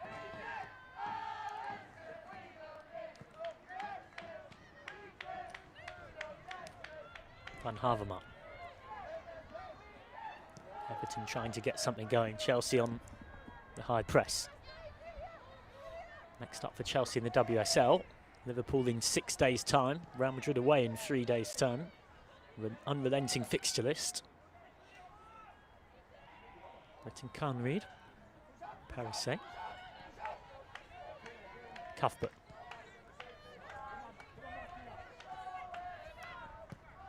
Charles. Fleming.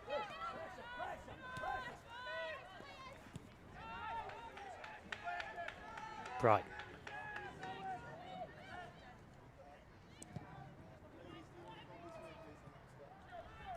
Saying crossfield.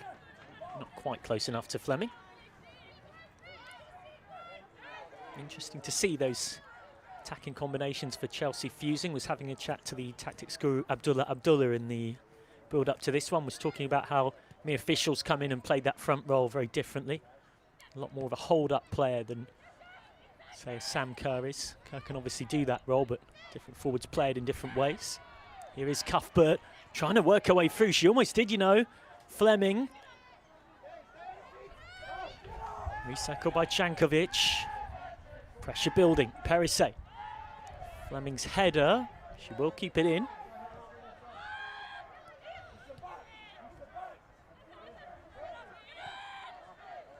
Cuthbert round the corner. Jankovic. Drifting crossfield, then finding Perisset.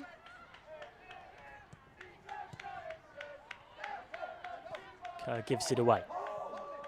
Piemonte. Goes down, didn't seem to be a huge amount in it from Bright. Now space opening up for Chelsea. Real chance for 2-0, it is 2-0. A predator's instinct from Sam Kerr. And Chelsea have their second. It's been coming, they've had a good spell in the game across the last few minutes.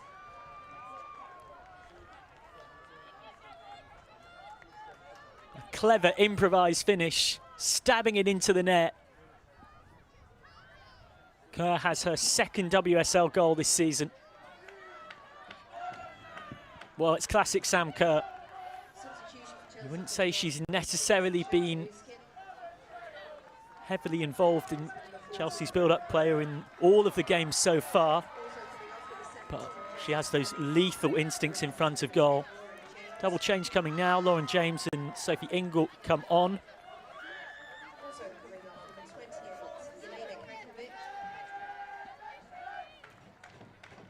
And suddenly, having had so many promising signs at 1-0, but not quite taken their chances, Everton pay the ultimate penalty.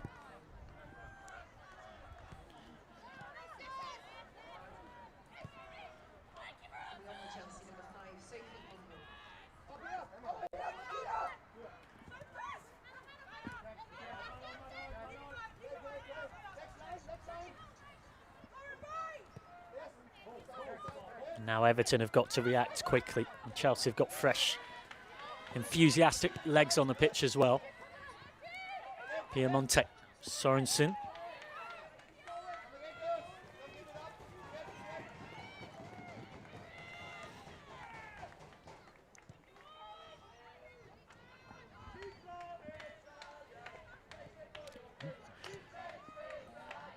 Not a bad trio of players to bring on. Sophie Ingle, Lauren James and Fran Kirby. Jessie Fleming, Sioka Nusken and Sam Kerr making way. Means Chelsea have got 2 more changes left up their sleeve.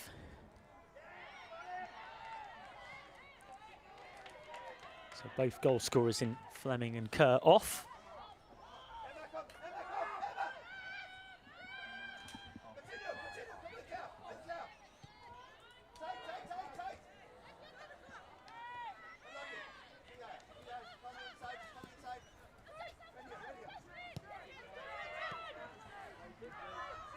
Here come Chelsea, fancying more goals, having got that second.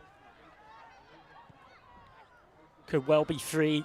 Cross wasn't quite in the right place.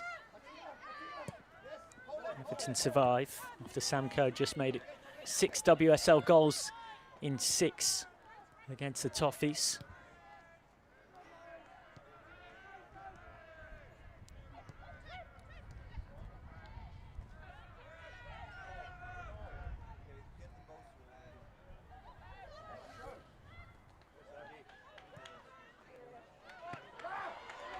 Ball played forward, a little bit of covering defence needed from Perisset.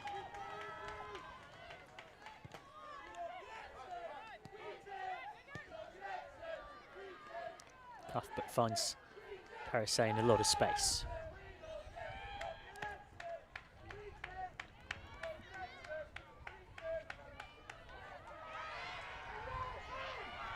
Chance here for Kirby, streaking forward. It's a 3-on-2 if they work this quickly.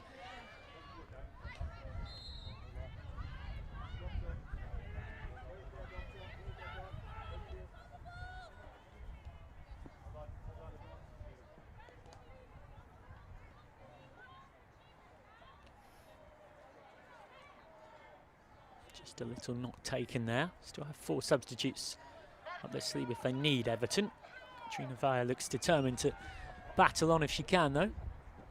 The 32-year-old, an experienced campaigner.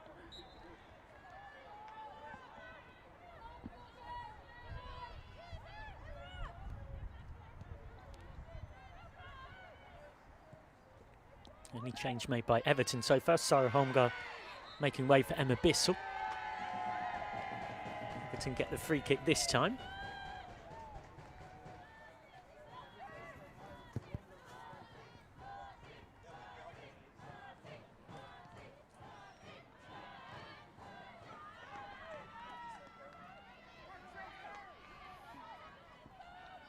Charging forward, Ritin Carnarid. Too much on the ball forward though. We're talking on the Fran Kirby's Fight Club podcast about how she scored what I described as a rocket goal in that win against Aston Villa when she got her jetpack on, used all of that pace she's got to excellent effect. Also, we're discussing the Emma Hayes situation, saying, as they say in succession, what's the temperature? The situation at the moment, spicy. It's the only way to describe it, said Andre from Fran Kirby's Fight Club. Plenty going on at Chelsea, with Emma Hayes departing at the end of the season. By then she will have managed Chelsea for more than 350 games, 14 trophies. She'll hope for even more to that tally. 14 trophies across the last 9 seasons. Here's Wheeler. Everton trying to build something, well cut out by Bright.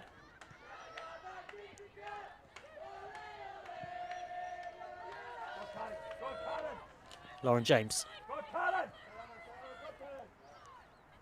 So hard to stop, so impressive.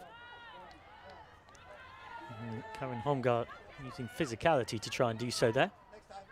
James, of course, having just come on alongside Kirby and Ingle. Nusken, Fleming and Shankovic, the 3 making way.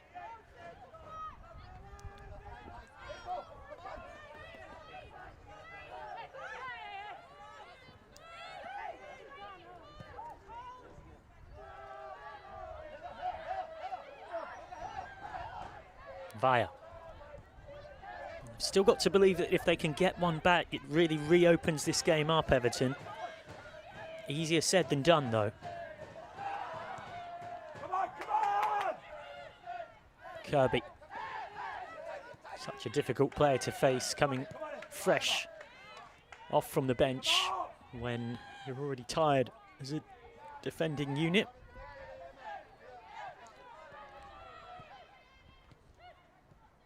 Everton, who last avoided defeat against Chelsea with a 0-0 stalemate in September 2018, more than 5 years ago. In the league, that is. Too much on the pass forward. Brosnan can gather. Did beat them in FA Cup quarter-finals in September 2020. Erin Cuthbert scored in just the 4th minute, but Lucy Hope made it 1-1 just before half-time, and Valerie Govan's goal gave Everton victory.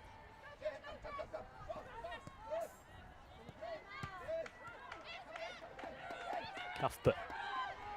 Kirby.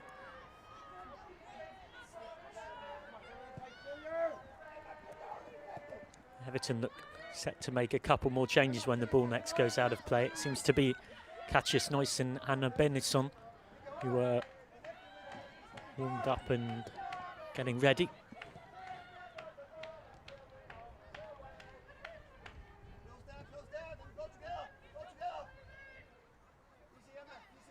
Very young squad for Brian Sorensen here at Everton. Average starting age in their 11s across this season, just under 26. Second youngest in the division behind Manchester City.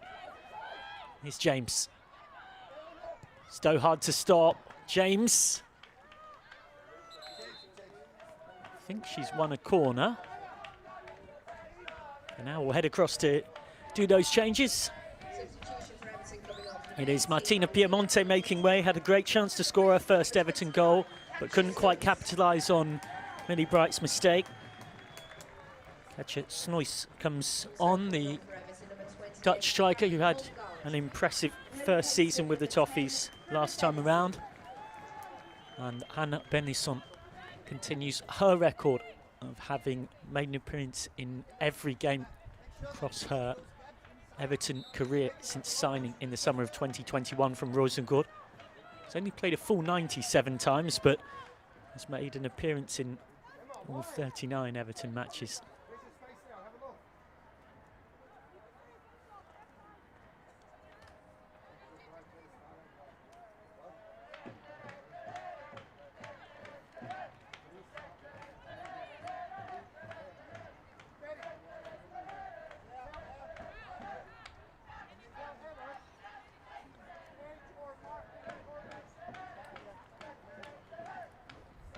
She's the kind of player that can help unlock a defence, Hanna Bennison.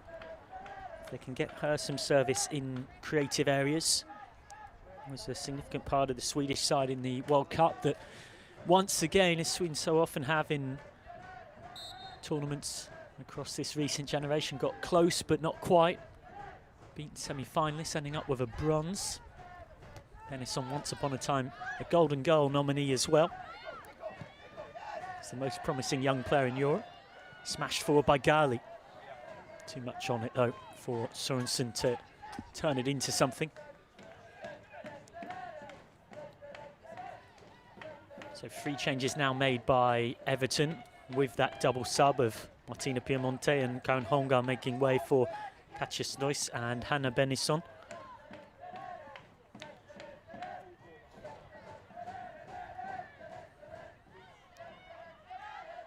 Both sides have made 3 changes each. Battle for the ball in front of us. And Wheeler gets there first. Can she win a corner? Not quite. James.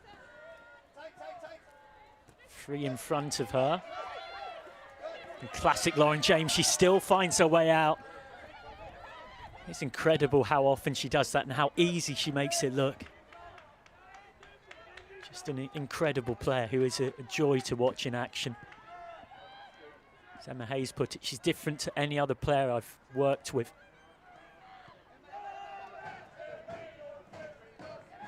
Had an eventful World Cup, 5 appearances, 3 goals, 3 assists. A couple of games missed due to that red card. It's easy to forget how young Lauren James is for all of her experience in the game.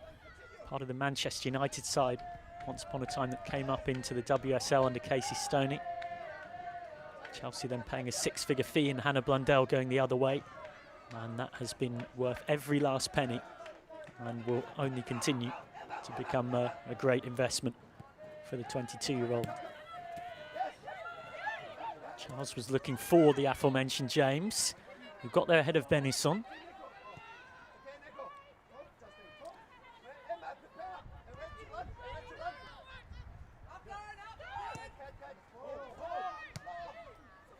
Bride. Ingles header. Cuthbert. Slightly scrappy in midfield. Game of hot potato, battle for the ball. Ends up at the feet of Snois, who shows good feet to get it away just in time, but only gives it to Karnarid.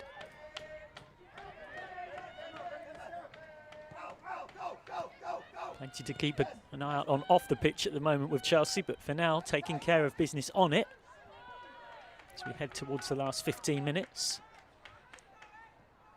It's an interesting point made on the Blue Royalty podcast. Decisions that were never really needed to be made by the ownership in the Emma Hayes era because she did so much herself. Will now have to be made elsewhere. It will be a test of those new owners.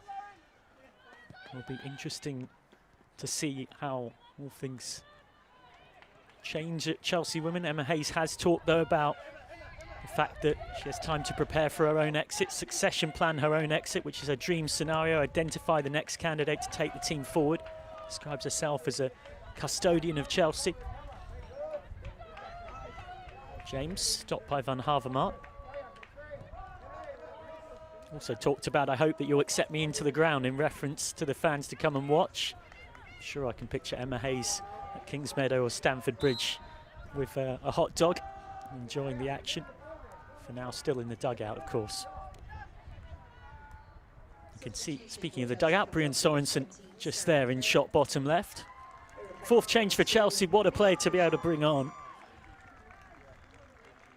New weapon to have in their attacking armoury this season.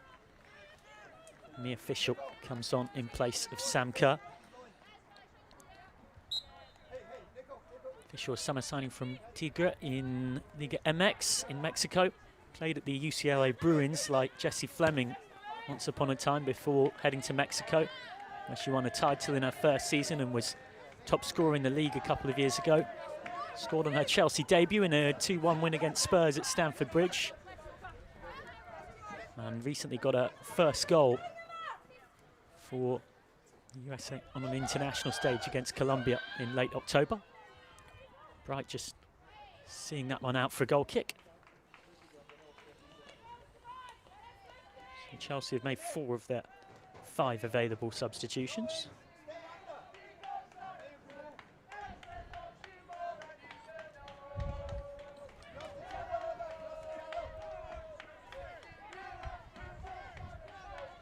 It's nice trying to lead the press on Bright.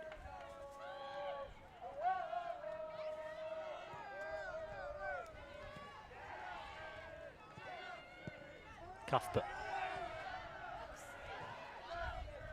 Sorensen. Slightly chaotic passage of play. Ends up with Scott trying to get Chelsea going forward. Intercepted by Van Havermaet. Now Bright.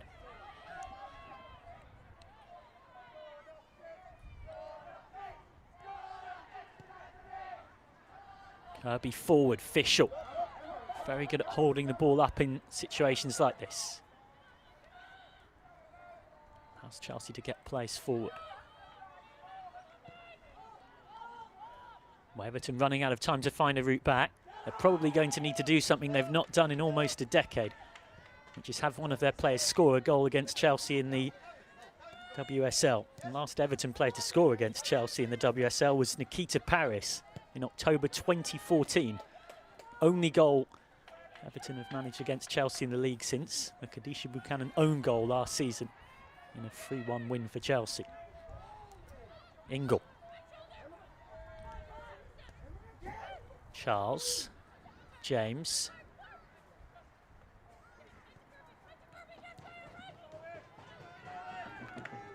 Chelsea just content to make Everton chase shadows here.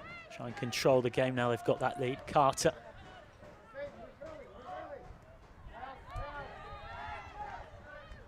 Covering in behind was Claire Wheeler.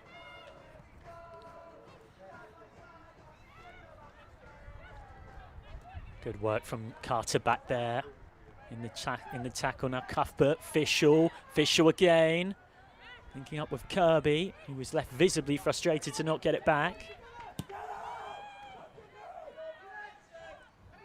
Fran Kirby, who is back to her very best and spoken very openly and publicly about body image issues. There was, as part of the new Chelsea documentary, a situation where Fran was asked, "Why are you wearing a jacket?" Someone off camera, and she said, "Because I get called fat all the time, so I have to cover it up." Emma Hayes spoke very eloquently about this as well. Said the media need to be mindful of the insecurities that might be there. And body shaming is a real thing. The players feel it, and I was proud for Fran for saying that and speaking up about it. Can be saying, "I've had knee problems my whole career. When you're not playing, it's really hard to stay positive."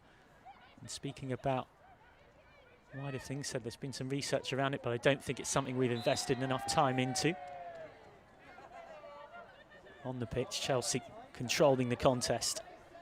10 minutes or so left. The cards sit firmly in their favour. But Everton have had their moments going forward. Chelsea have had some shaky patches in this one. Maybe Everton can make something happen here. Sorensen gives Bissell one to chase. That's far too much on that.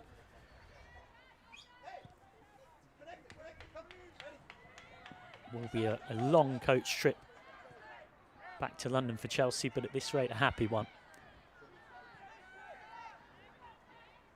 I know that when Chelsea visited last season, the players in the club helped to subsidise a coach for the away fans to help with travel. Good sliding challenge from Payne. But right now it's Chelsea who have the momentum.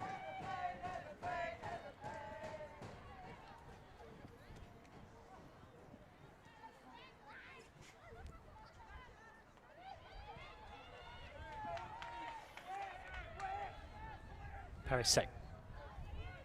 Kirby. Perisset once more. Ingle. James. Charles. James. Bissell.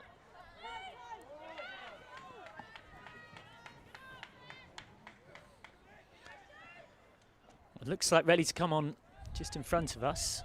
He's the one-time Everton player, on loan of course, only ever borrowed. Aggie Beever-Jones, here's Mia Fisher, trying to make it 3-0. Just bustled off it. And that has gone out, which will give a chance for Chelsea to make the change.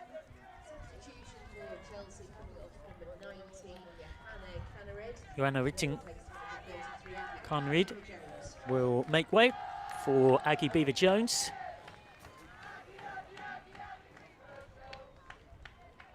Who already has, as you can hear, a chant in her honour on the Blue Royalty podcast. Jessie Parker-Humphries, the sports journalist and Chelsea fan, was delighting in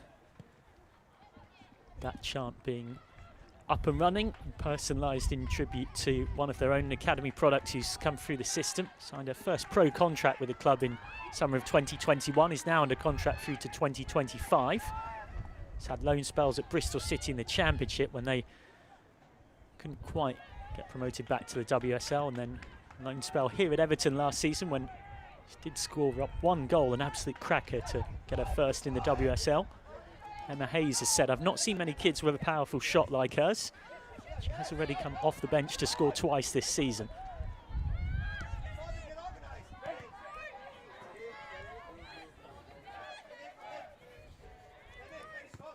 Wheeler wins the throw. Everton have got to create something, they've got to create it fast. Comes off Charles, well they've got throw here. Everton trying to set up the proverbial grandstand finish by getting one back, putting some nerves in the Chelsea camp.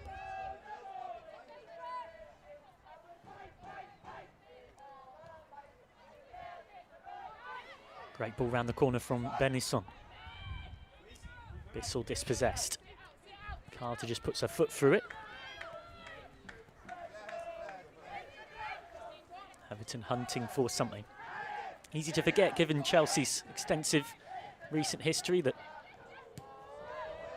Everton have got plenty of their own going further back.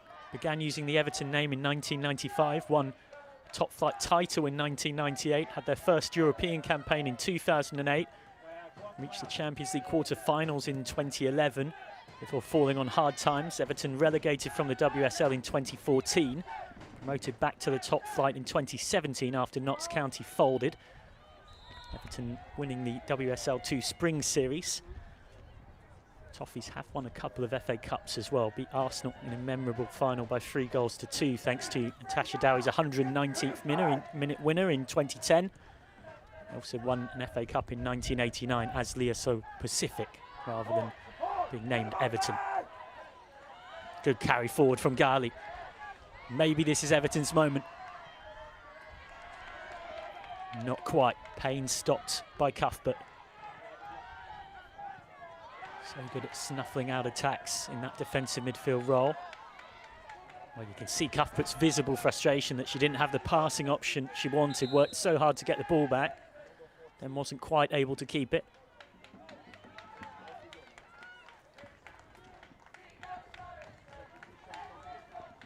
Substitution for Everton coming off number 14, Nicolene Sorensen, a replacement number 47, Caroline Olsen. Karina Olsen comes on with time running out, not long to make an impact at all.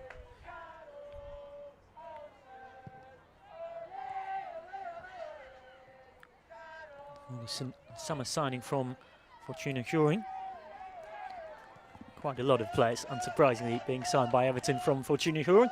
And I say that because it's Everton head coach Brian Sorensen's old club that he was in charge of. Led them very successfully to 2 league titles across 2 spells and a domestic cup as well. They were regulars in the UEFA Women's Champions League under him too. Bissell tries one, and he's not going to worry Ann-Katrin Berger.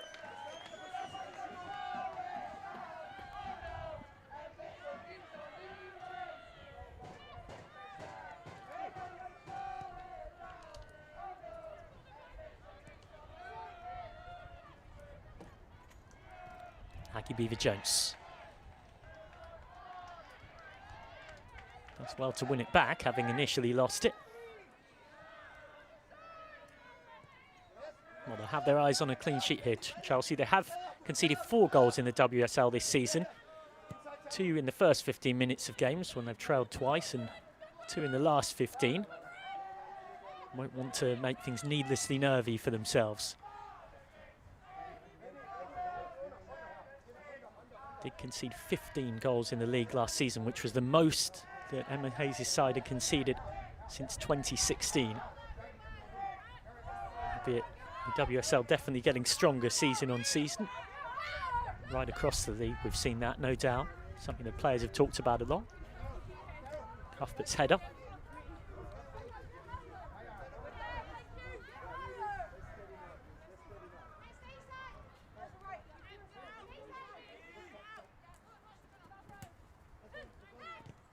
Everton trying to create something, but in truth, the last 15 minutes or so, Chelsea have been shutting this contest down pretty effectively. They've monopolised possession as Cuthbert helps it on. James. Charles.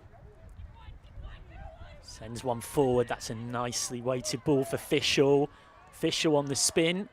There's nobody arriving except for Vaya, who has to hurriedly clear.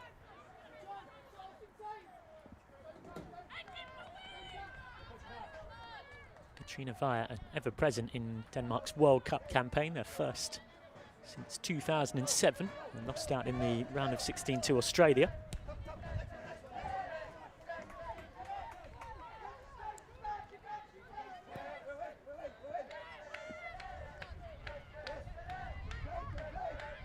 Gali loses it to Ingle.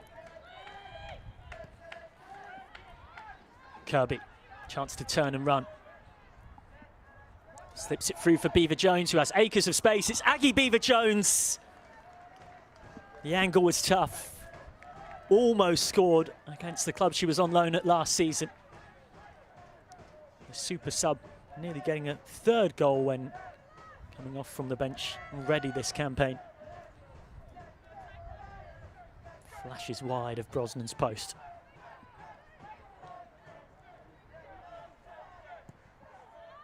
Brosnan sends it forward.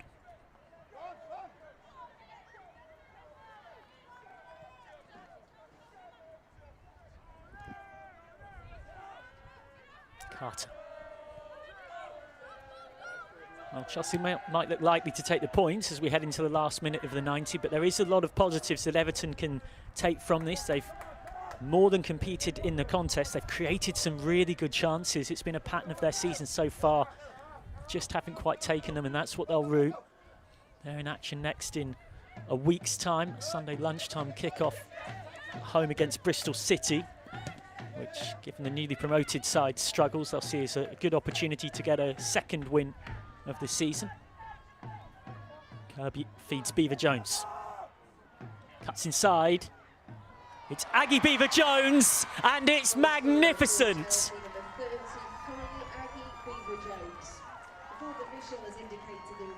A 3rd goal for Chelsea to secure 3 points for Chelsea, and 3 goals off the bench this season for one of their own in Aggie Beever-Jones. A strike of the finest quality against the club she was on loan at last season. We'll wrap up the points and confirm that Chelsea will be staying 3 points clear at the top.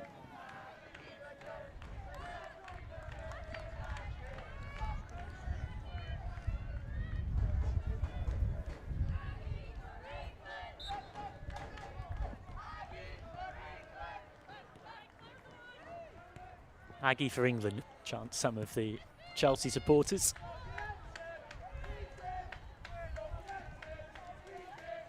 Certainly quite a stylish way to round off the afternoon. The 3-0 scoreline on the balance of play is Probably one that might feel a touch harsh on Everton. But that is the ruthlessness that Chelsea have in front of goal that Everton right now don't quite. Still remains the case. Unless they score here, they would have scored 3 goals in 6 WSL games this season. Only 2 of those in open play, and both of those from centre-back Megan Finnegan. That tells its own story. Cuthbert gets it away to Kirby. Chelsea can pour salt in the wounds now with a 4th.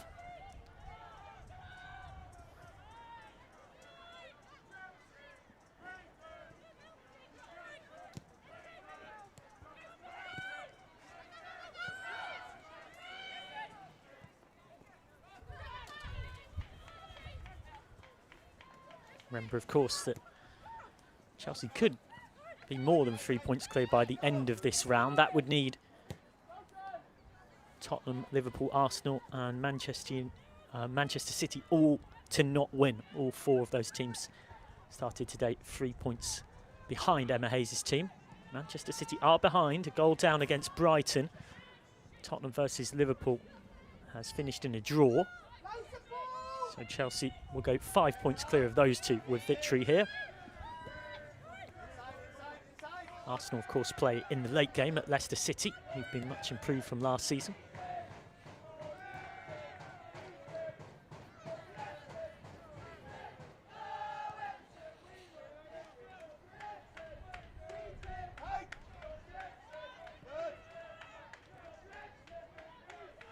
Good hustle from Ingle. Beaver Jones couldn't quite keep it alive.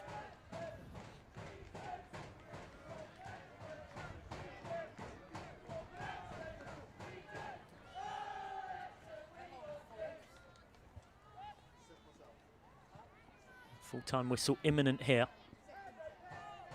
on what hasn't always been entirely comfortable for Chelsea, but ultimately it has proven so. 2 assists as well. An assist for Johanna Rytting-Kaneryd for the 2nd and Fran Kirby for the 3rd. Jessie Fleming had scored the 1st. No assister for that one because it came off Claire Wheeler.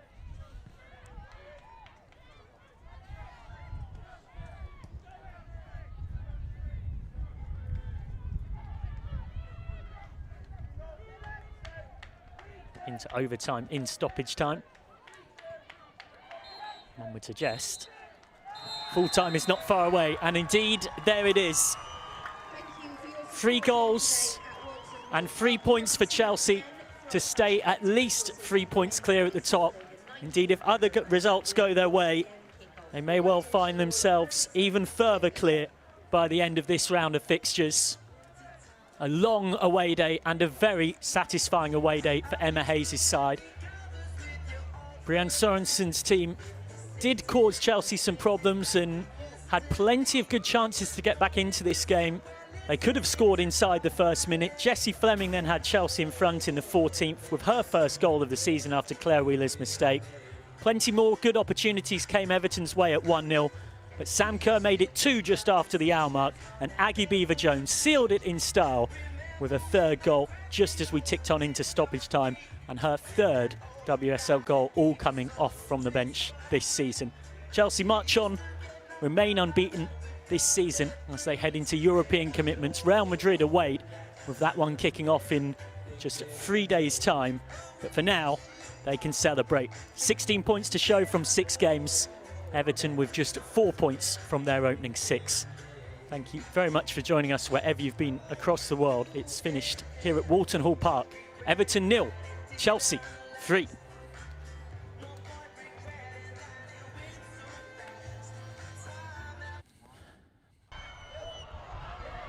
Let's take a look back at the highlights of this one. There's certainly no shortage of goal-mouth action. Heather Payne almost had Everton in front with about 70 seconds or so on the clock.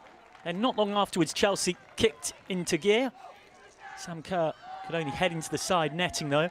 Kerr's cheeky back heel here set up Silke Nusken, who was looking to return the ball back to Kerr. It didn't quite work out, or hadn't seemed to initially before it came off Claire Wheeler.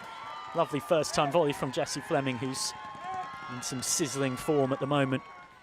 Put Chelsea in front. And then In moments after it was 1-0, it was almost 2. Stinging shot from Erin Cuthbert. Forced the save from Courtney Brosnan.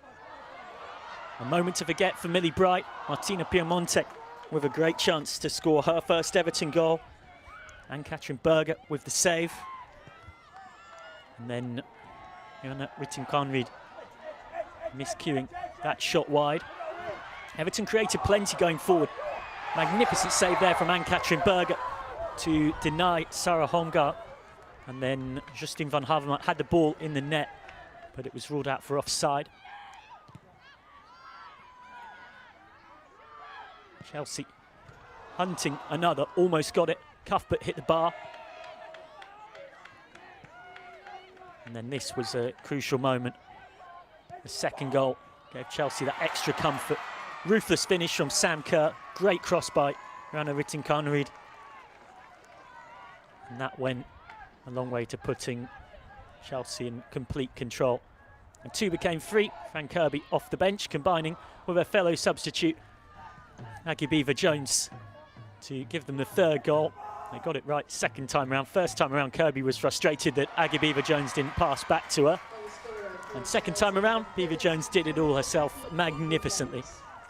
Her 3rd WSL goal of the season, all coming off the bench. The exciting young product out of the Chelsea Academy, showing what she can do against a club who will know all too well about her abilities. She, of course, was on loan at Everton last season, and Everton find themselves still without a win against Chelsea in the WSL in more than 10 years since 2013, albeit they did beat them in the FA Cup back in 2020. 8 straight wins now in all competitions across this head-to-head for Emma Hayes' Blues, who've shown that regardless of Hayes departing at the end of the season, for now, very much business as usual for her. She's talked about leaving Chelsea, feeling like abandoning her family. Well, before she goes, she's determined to add even more trophies to her cabinet, as today's result demonstrates. Real Madrid away awaits as their Champions League campaign starts in 3 days. I've been Michael McCann. Thank you very much for your company wherever you've been across the globe for this one. We're at Walton Hall Park. It's finished Everton 0, Chelsea 3.